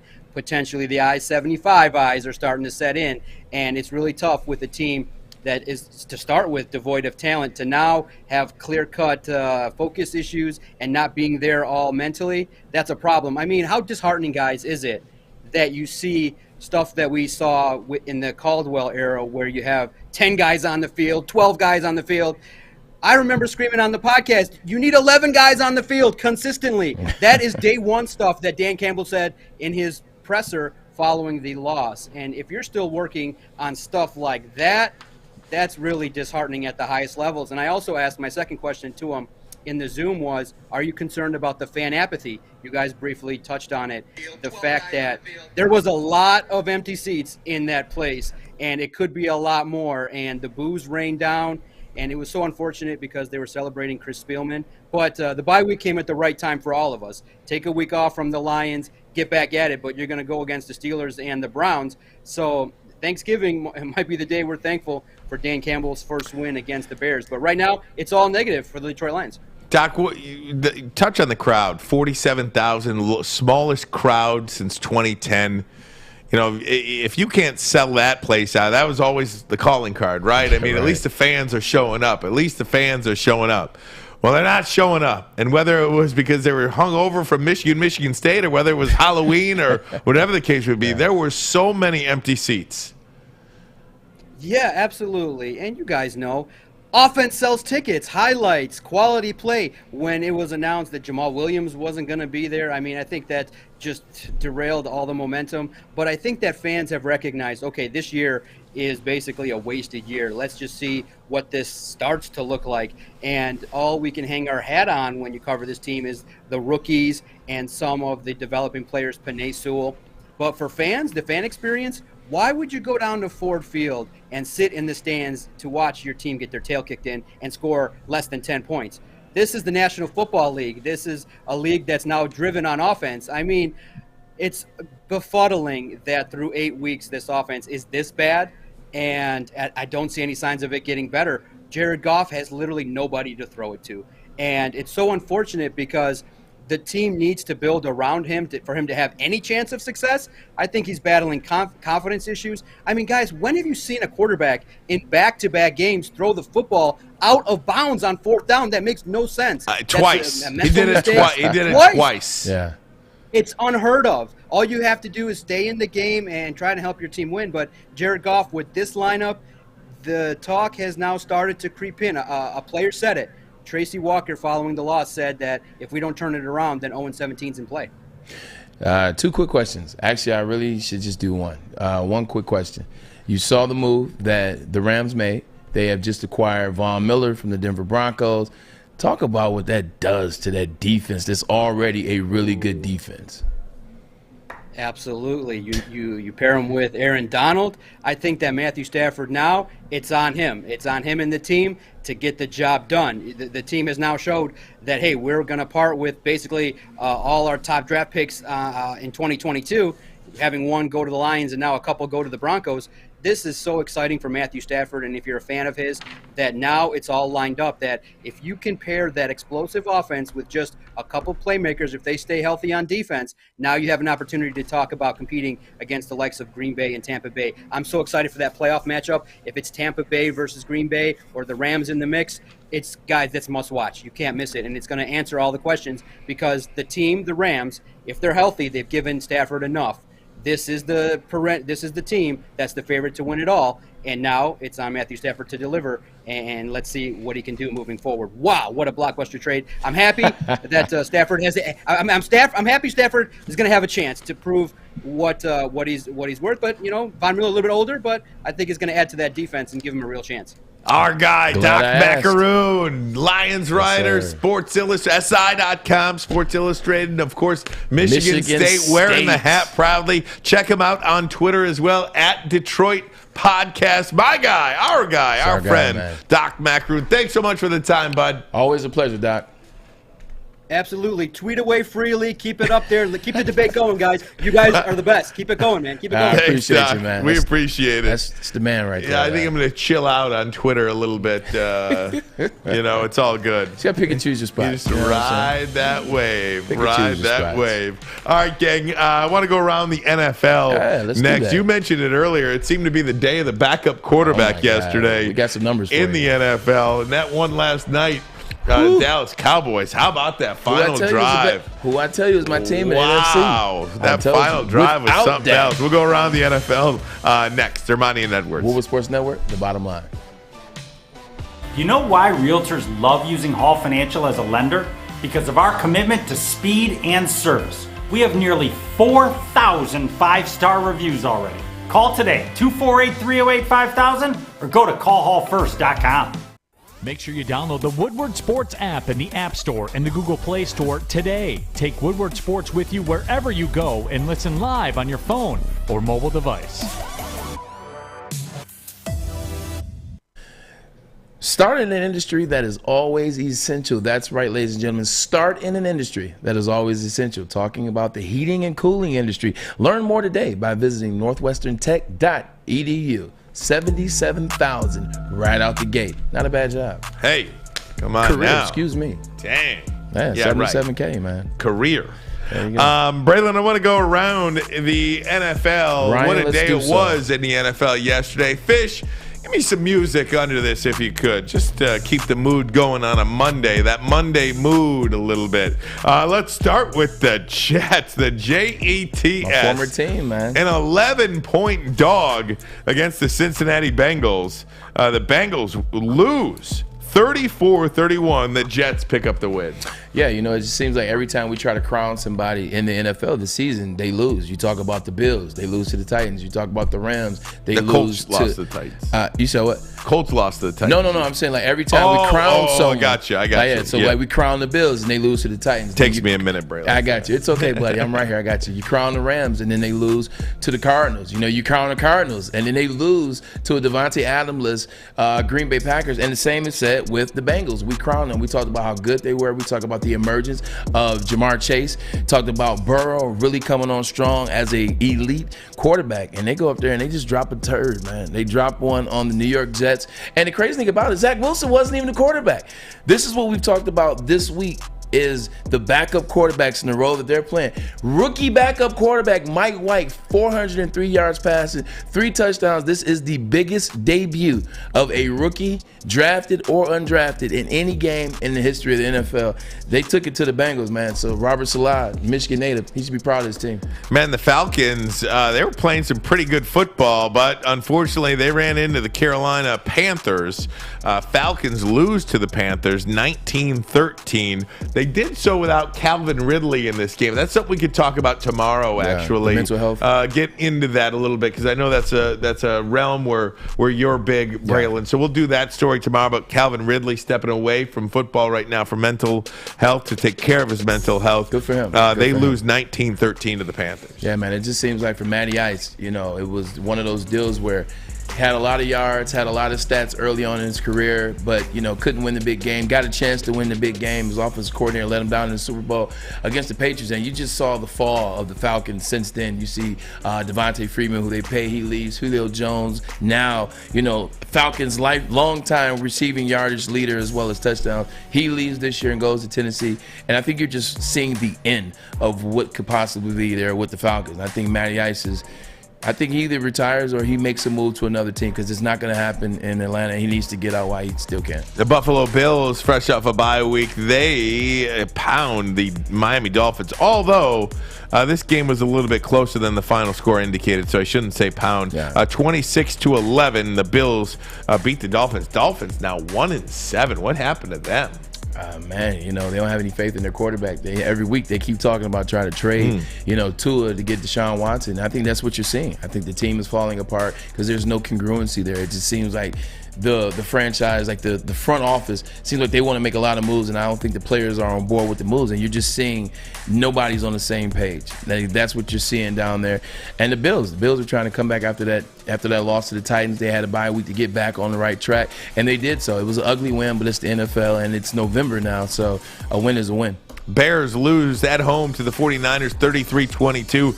Chicago, man, they're 3-5 on the year, and San Francisco, they really needed a win with Jimmy G at quarterback. Yeah, no, it's one of those things with the 49ers. Like, you were talking about how good they were early in the season, and we were giving the Lions credit for almost coming back against a really good team. Well, newsflash, the Lions came back against a really average team, and that's with the San Francisco 49ers. But they just happen to be playing a team that's below average. But good to see Justin Fields actually make some plays. Yeah. Good to see him. He had 175 yards passing. He had 100 yards rushing. He had a couple touchdowns. He had one touchdown on the ground. He had one touchdown in the air, had an interception.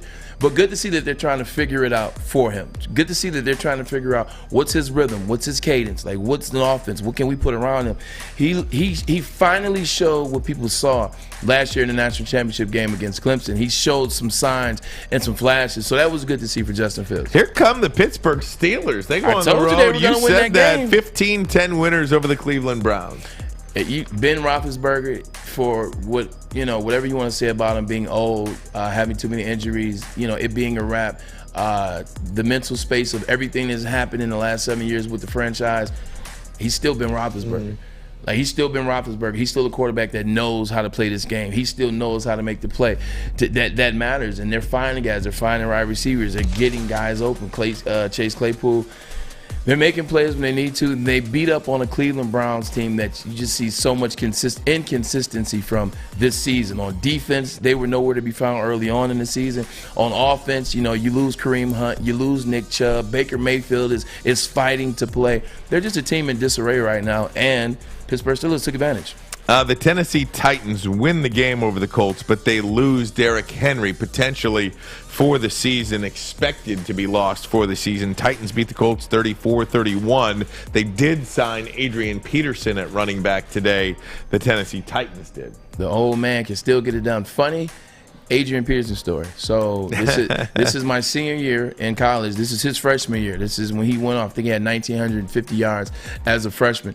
So we go to the ESPN Awards, which are in Orlando, and that's where guys go up that are up for their positions award. I think I went down there. I won the Biletnikoff. They also have the All-American team. Walter Camp have them down there, and I was excited to meet Adrian Peterson. I was like, this is a heck of a guy. I went to meet him when I finally saw him, and I shook his hand. Like, Ryan, no lie, strongest handshake I've ever felt. Like, I'm talking about, he broke my hand. It got to the point where I was like, excuse me, can I have my hand back? But here, I set my dad up. I said, stand up. He said, hey, is that Adrian over there? I said, yeah, let me introduce you, because I knew Adrian was going to break his hand too. He shook my dad's hand, broke his hand too. My dad pulled me to the side. You did that on purpose, didn't you? Strong handshake. The old man still can play. Absolutely, and we saw that with the Detroit Lions, right? I mean, Adrian Peterson is as hard a runner as there is, and there's not. Who's going to let age get in the way for Adrian Peterson? Not me. You see what he did with the Washington football team? Was it a year ago or 2 years ago? He had a 90-yard touchdown run. Like, crazy. Adrian's he's aging gracefully. How about the Rams? They go up 38-0 on the Texans, and they allow Houston to score 22 in the fourth. But they didn't care. They were 38-22 winners over the Texans. Yeah, don't buy too much. Houston's real bad. Don't put too much stock in the Texans scoring 22. They really didn't care. Obviously, you see what they did, and we just talked about it. The blockbuster trade. They now have acquired Von Miller, Super Bowl MVP, 2016 Super Bowl. Jesus Christ, they add him. They lost Deshaun Jackson. Who's worse, the Texans or the Lions? I mean, now I guess you'd have to say the Lions because they have no. Texans have a win though. Yeah, that's what I'm saying. The Lions have no wins. At least the Texans have one win, the first game of the season. But my goodness, it's sketchy because the Lions would have a win too if Justin Tucker didn't nail an all-time. And that's why I say right? it's sketchy because you look at the Vikings, they got the game-winning field goal, which was a 54-yarder, and we know the Vikings kicking woes in the past 5 years. Justin Tucker broke the NFL record with the 66-yarder. You look at how they played. Jared Goff throws an interception at the end of the game against the Rams. So at least with the Lions, you're watching them in close games with good talent, good teams, good opponents. Man, Houston sucks. They stink. They did beat the Lions by 30 on Thanksgiving, though, last year. I mean, they had Deshaun Watson and J.J. Watt in that game. They no longer have those players. Seahawks beat the Jags 31-7. Broncos beat football team 17-10. Von Miller traded to the Los Angeles Rams today. Pats beat the Chargers 27-24. Saints, they lose Jameis Winston. They beat Tampa Bay, though. Give me a thought on Tampa Bay and New Orleans. Yeah, once again, you talk about the backup quarterback. Trevor Siemian, first-round draft pick to the Denver Broncos 2015. Now he comes in to back up Jameis Winston, and he gets the win. The Tampa Bay, and it's crazy because Antoine Winfield Jr. was back this game. He played in this game. It's in the back end. Like they haven't been able to hold their D-line down in the back end. The secondary has played terrible. They've had terrible calls. And then also, it's something about Tom Brady when he plays against the Saints. You could just feel the interception coming. You can feel the bad play coming. He's gonna have to get it together, but I wouldn't put too much stock in it. It's a loss. It's a big season. It's only their second loss. They still are 7-2, right? Not 7-2. They still are 6-2 right now. So you still have 9 games left in the season. Very long season. So I wouldn't put too much in it. They lost. Tom played bad. Right. It happens. They'll be fine. Give me a thought on Cooper Rush. Dallas Cowboys' first start in his career, and it leads him on a touchdown drive in the final possession of the game. Cooper Rush, Cowboys win it 20-16 over Minnesota. What I like about what Cooper Rush did is called knowing the assignment. We've talked about that. We talked about Case Keenum when he came in last week on Thursday Night Football. He knew the assignment. Same thing with Cooper Rush. He realized he had CeeDee Lamb, who's one of the best emerging wide receivers in the league. He knows he has a two-headed monster in the backfield of Tony Pollard and Ezekiel Elliott. He also knows he has Amari Cooper, one of the best, in the top 15 type wide receivers in the league, maybe top 20. You don't have to do much. Just, let the line block for you. Throw the balls, hit the open guy, run the ball. He did exactly that, and he executed a really well done end of the game drive to win the game. But it just lets you know how good they are. That's what Dak Prescott has. That's what he has at his disposal when he comes back, when he's feeling 100%. They are a really good football team, and I'm glad we talked about them early on in the season before the first game of the year. This team is a team that can go to the dance and win. All right, Braylon, tonight, the 3-4 Kansas City Chiefs are a 10-point favorite against the New York Football Giants, who are 2-5. Can Kansas City turn their season around tonight? If not tonight, then when? What do you think? Just like you asked me about the Lions against the Eagles, like if not the Eagles, then when? It won't happen. This is a perfect game for you to come. Like the Giants have struggled. They don't have Saquon. They've struggled. Daniel Jones has struggled to be consistent. Some of their key players, Kadarius Toney, has been inconsistent since the start of the year when he really was balling. So for the Chiefs, if I'm Patrick Mahomes and I know that this is a primetime game for me to showcase my talent, showcase that I'm ready, I'm okay, I'm calming down, just relax. Let the game come to you. Don't worry about the defense. You can't play defense. You can't go sack the quarterback. You can't get interceptions. Don't worry about the offensive line to a certain extent. Just control your game, throw the ball, deliver it. Be the same guy that we saw 2 years ago. Be the same guy that we saw last year. Just relax and let the game come to you. This could be a really big game for him and moving forward. Because if they win this, they're 4-4. If they win this, they're 4-4 with 9 games left. It's a lot of season left. He just has to relax and let the game come to him. All right, great stuff there, Braylon. I want to touch on a little bit of baseball, if I could, with you last night. I thought it was over, man. Holy Toledo, a grand slam in the first wasn't enough for the Atlanta Braves to close it out. Maz is wallowing. He was all I lived in Atlanta. I was ready. I know, you're ready. I said they were going to win in 5 games. Yeah, if they would have won yesterday, it would have came to fruition. Braylon. And we'll see you tomorrow night. The Houston Astros keep it going. Baseball talk, Armani and Edwards. Woodward Sports Network, the bottom line. Tony is a third-generation logger that has a simple, practical approach to life and work. That's why his Coast DX342 knife is perfect for him. The stainless steel blade is rust-resistant and made for all-weather use. And the double roll-lock safety ensures that it will never inadvertently close when he doesn't want it to. That's why Coast is trusted tough.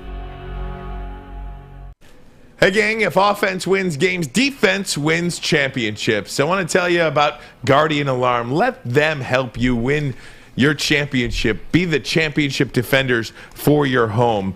Guardian Alarm has state-of-the-art technology, helps you feel safe. 24/7 local monitoring, convenient features let you check in on your home, lock your doors, unlock your doors, detect smoke, carbon monoxide, control your lights, temperatures, anything you want. They got it. Let them help you defend your home. They've been at this for over 90 years. You're talking 9 decades of success. Wouldn't that be something if you were the Detroit Lions? Maybe they should call Guardian Alarm, play a little defense for them. Hey, Guardian Alarm, your local security experts, that number to call, 800-STAY-OUT. Call 1-800-STAY-OUT. Guardian Alarm, your local security experts. Having too much fun. Yeah, man, we're having a good time. Maz, we miss you, buddy. We do miss Tom Mazaway today. Ooh. Bring some of that positivity on text, though. We are hoping Maz is back with us tomorrow. Woke up a little iffy today. We said, just go ahead and chill. Stay home today. We've taken days off. Maz deserves one. He works very hard for the network. Maz needs one. I don't need him bringing me his germs either if he's sick either. That's first and foremost. The bowling alley germs? Yeah, oh, man. You know what that's all about, too. Oh, man. Definitely. Hey, guys, so last night, this was an incredible World Series game. The Atlanta Braves score 4 runs in the bottom of the first inning on a grand slam home run by Adam Duvall. And look, I thought it was over at that point. I mean, home crowd, 4-0, it's over. Houston is had trouble scoring all season long. You got to give Dusty Baker and these Houston Astros all the credit in the world. How they were able to come right back quickly. 2 in the second, 2 in the third, tie it up, go down 5-4, and then, an incredible at-bat gets a walk home to tie it up. Just a remarkable effort by the Houston Astros. Not only that, after the first inning, they only allowed 1 more run. That was a Freddie Freeman home run. And the funny thing about that home run, I'm sitting there watching the game with my sister and her boyfriend, and we're just sitting there and we're watching. And I told him, I said, watch this 2-0 pitch. I said, he's about to knock this out the park. Next hit, boom, ball goes out the park. I feel like a savant. I think we're going to win. But it just talks about the bats of Houston. It talks about Carlos Correa. It talks about Jose Altuve. It talks about them being in the big moment. Like this, they're no strangers to the big moment. They're no strangers to the postseason.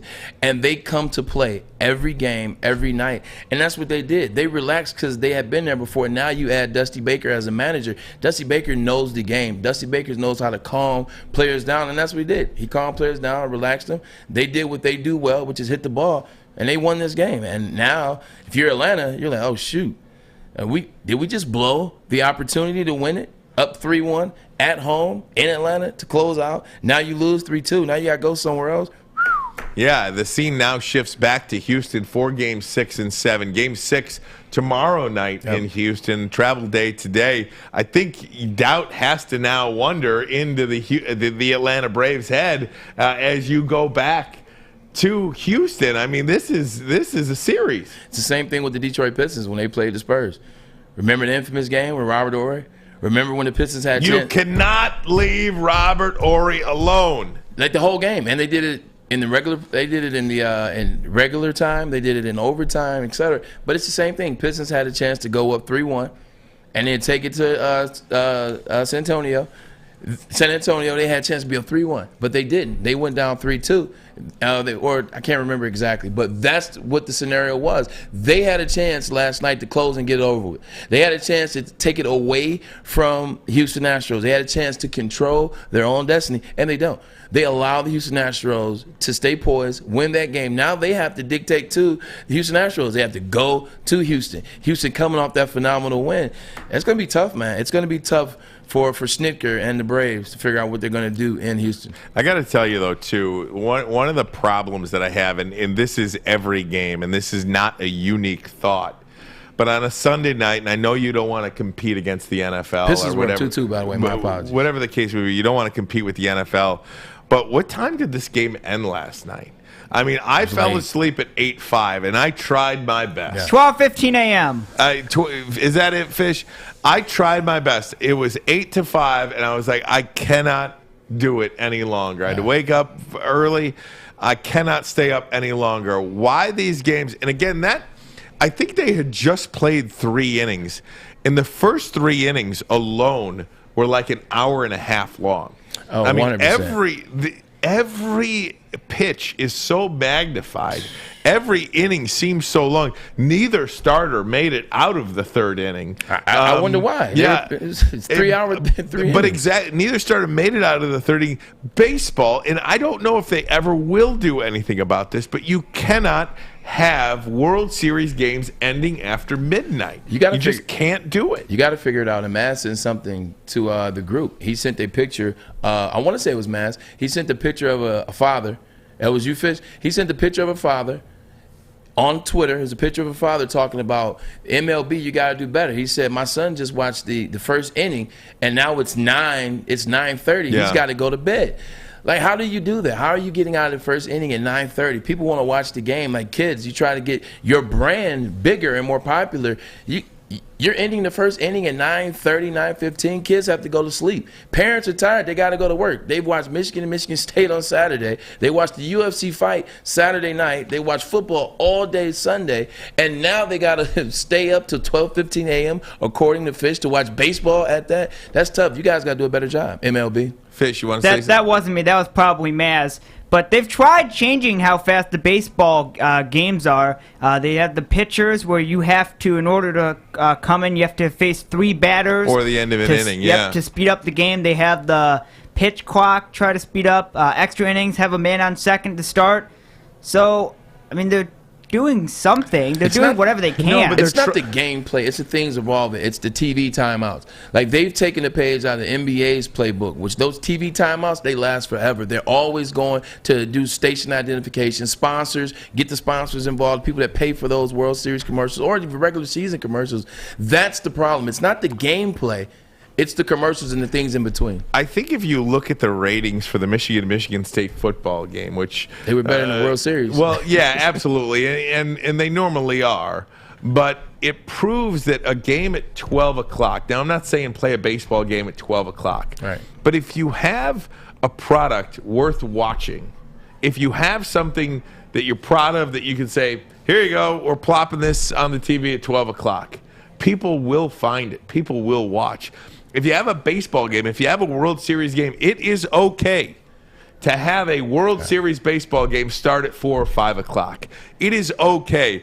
And especially in 2021, more than anything, where you have people, working from home. You have this hybrid. You have people being able to kind of make their own schedules with, many different things. You can do this. You don't have, we've got to wait for the West Coast, those people to get home from the West Coast. Those people don't go to like office jobs on the West Coast. Yeah. They're doing something else anyway. Don't worry about what time you start. Don't start at 8:17. Start it at maybe start at 6 o'clock. I definitely agree with you, because at the end of the day, if you don't have a West Coast influence into the World Series. Meaning you don't have a Giants in the World Series. You don't have a Dodgers in the World Series. Yes, the Astros Braylon, are in Texas, if but they're only 1 hour behind. Like, I don't mind the game starting at 6. You know why, Ryan? The people that are going to watch the World Series are going to watch the World Series regardless. The people that are going to go to the World Series are going to go to the World Series regardless. And I'm agreeing with you. A 6 o'clock start time, there's nothing wrong with that. Yeah, it's not like people in the West Coast don't watch football games at 10 a.m. either, or 9 a.m. People in the West Coast will watch the games whenever they are played, whenever they are scheduled. They will watch it at 3 o'clock local time if you start a World Series game at 6. I don't know. They got to figure something out. You want to get younger, change the time of the World Series, grow your game. This is too much. You can't have games ending, closeout games ending 12:15. Too much. Bottom line videos of the day next. Hermione and Edwards. Woodward Sports Network, the bottom line. I'm looking to bring on another HVAC tech right now. We are recruiting 5 to 10 techs a month. We're looking to grow and expand. Every new tech we hire is from Northwestern Tech. The hands-on training is fantastic. They're always my first call. We love hiring Northwestern Tech grads. They come out trained and ready to work. Our program is only 10.5 months, and our next classes are starting soon. So why wait? I'm looking to hire a graduate of Northwestern Tech. Northwestern Tech. Northwestern Tech. Northwestern Tech. So Tom Mazaway has chimed in on the text. We certainly appreciate it. So Tom Mazaway says World Series Game 7 Mets in 1972 on an NFL Sunday played at 4:30. The World Series, I mean, when the Tigers won it in 84, I believe that was a 5 o'clock start time as well, because I think the game ended at 8:30. I remember Larry Herndon's final catch. There was that clock at the in the left field. You could see it in left field there. What time of the final? Guy. Oh, love it. Such a Tiger guy. So yeah, I just, again, 12:15 is too late for your championship game to end. At 6 o'clock, at the end of the day, it goes back to this, and you can just leave it there. The people that are going to attend games will attend, and people that are going to watch are going to watch. It doesn't matter what time you start. 6 o'clock definitely helps. All right, gang. Bottom line, videos of the day. Go ahead, Fish. So are you complaining because it's baseball and you're not the biggest fan of baseball because the college football's on a Monday night and that ends at 12:30 every year? Yeah, no, I'm more just talking about NBA 11:30. Nobody's mostly's on a work day. Hockey, same thing. So are you complaining just because it's baseball and it's not popular, or is there No, I'm saying baseball, if you're playing a 4-hour game, you got to start it earlier. Everything you've done to speed up the game is not working. Not to mention, it's the World Series. It's not like a regular. It's supposed to be America's game, America's it's not like sport. A regular NBA game that may, like America's Golden State may play Sacramento at 11:15 on TNT. But I'm talking NBA Finals. But NBA Finals are not ending after midnight. Well, they're ending at 11:30, which is near midnight. It's more pretty close. Either way, I just think baseball doesn't have to follow what college football does. College kids are getting drunk. This is true. Either way, here you go. Bottom line videos of the day. You ready? I'm ready, man. Your Maz today? Yes. All right, we'll switch. Klay Thompson did his best Larry Bird for Halloween.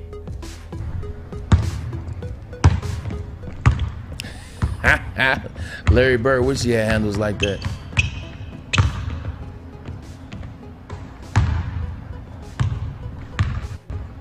Larry Bird had handles like that. He'd be the all-time leading scorer in NBA history. Larry Bird. Larry Legend. Klay Thompson, very disappointed that he wasn't on the NBA 75 team. He was left off and actually was ranked 77. And so his buddies Draymond Green and Steph Curry got him a number 77 Golden State jersey. I think he should have been on the team, but that's just so great. How about this, Braylon? 7 years ago, Madison Bumgarner pitched 5 scoreless innings in relief to beat Kansas City in Game 7. Salvador Perez, the 2-2. Popped up. Sandoval in foul territory. Giants win! A World Series win for the San Francisco Giants for the 3rd time in the last 5 years. And their hero, Madison Bumgarner. Wonder what time that game ended. 12 a.m. Man, that Giants dominance in that early 2000s, mid 2000s, that Giants dominance was serious. Because I actually remember coming back to Detroit. That's when I moved back from Miami. I moved back in 2014, and I went to a Tigers game against Kansas City. I was like, Lions, I mean, the Tigers are good. Their bullpen sucks.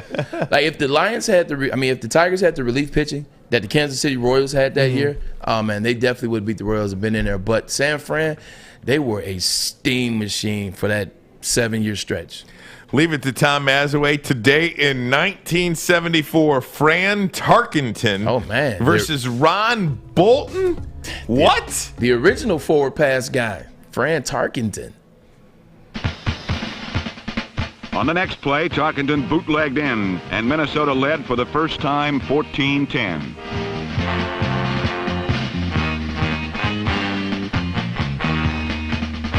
Nobody says it isn't as hard to win gracefully as it is to lose. But the unsportsmanlike conduct which followed got both Tarkenton and his primary tormentor of the afternoon, Ron Bolton, thrown out of the game.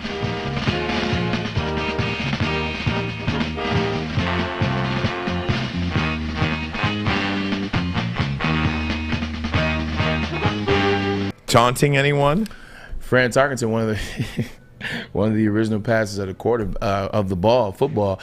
You know what's great about that is when you get to see highlights like that, Fran Tarkenton giving it to the defensive player like he doesn't need help. He's roughing the guy up. And Fran's probably a little older at that time. Same thing with Nolan Ryan. Remember when Robin Ventura charged him out and Nolan Ryan put him in the headlock? Oh, yeah, it was over. Oh, man. You love to see guys go after the position that they don't think can fight, they don't think have the tough bone in them, and then you realize you've walked into a trap. Gotta love that by Fran Tarkenton. That is so good. Gang, Tom Mazaway, we miss you today. It's an empty chair, man. Empty chair, Maz. Empty chair, Maz. Empty chair, Maz. We hope to fill that chair tomorrow. Earlier today, if you're just kind of tuning in the second hour, we did have Stan Edwards in studio with us as well. If you want to back it up and you can check out anything Stan had to say, congratulations to the Michigan State Spartans. Good win. A great, entertaining win in the biggest East win I Lansing. think ever in the rivalry. The biggest win potentially, I mean, in a long time. If you look it up, biggest win. Right? I don't believe that the Michigan State Spartans are, excuse me, the Michigan Wolverines are dead yet. No, not at all. And I do believe that Michigan State has a good chance now to, go do your thing, right? I mean, play the game, see what happens at Purdue this week. So far, if you watch how Michigan State has played, they've kept the game in front of them, and they've done what they've needed to do to win games. Whether it was the ugly win against Indiana, they did what they needed to do. Whether it was the Nebraska game, whether it was going on the road and blowing out a Miami team that we would find out not to be too good. And then with Michigan, you outlasted Michigan, and you made the plays in the end. So just keep that mentality and that mindset. Find ways to win, and it will take you far. There you go. Guys, you can listen to us on the radio. We are on tape delay from 6 to 8:30 p.m. weekdays on 93.5, 99.1, and 94.7 HD2 FM. The Roar, if you want to check us out there. If you're in your cars, also, we do have the Woodward Sports app. That's a free app where you can listen live. And, of course, YouTube and Twitter. Just go to YouTube. That's probably the easiest way to find us as well. Just search the bar, Woodward Sports. Subscribe if you would. And thanks to all 14,000 plus subscribers on YouTube Sports Really Network. appreciate you. You guys are growing with us. Gotta love it. Braylon, any final thoughts here today? Hey, man, I think we had a great show, great week. We talked about Michigan State. Good job by you guys. But, how do you move from here? Mel Tucker has those guys going. Want to see you do big things. Want to see you continue to grow. Want to see you beat up on Purdue. I don't want to see it be close. I want to see what you do against Ohio State and Penn State as well. So excited. A lot of Big Ten season left. Detroit Lions, it's a lot. Unfortunately, there's a lot of NFL. I don't even know, seriously, with the Lions, I mean, where do you even go from here? I mean, you literally should maybe start thinking about, I don't know, starting over completely, as in just sell all your pieces off for draft picks. I don't know what they need to do. Fire sale. Seriously, an all-out fire sale. I mean, you saw what Von Miller got today, a second and a third-round pick. Von Miller traded to the Los Angeles Rams for a second and a third. if you can get 2 draft picks, 2 high-round draft picks for your guys, I mean, my goodness, you might want to think about that if you can draft well. But here's a question: what if Matt Stafford wins the Super Bowl? I mean, I'm not trying to break it down. Just what if he wins? Maybe we could talk about that tomorrow. In the very first season that he leaves the Lions too, man, you want to talk about icing on the cake? That would be it, right? That would be a thing. All right, guys, we'll check you out tomorrow. We'll see you then. Armani and Edwards, Woodward Sports Network. The Bottom Line. Michigan State quickly to the line of scrimmage. 3rd down and 3. Walker. Walking him down. 58 yards. Touchdown, Sparty.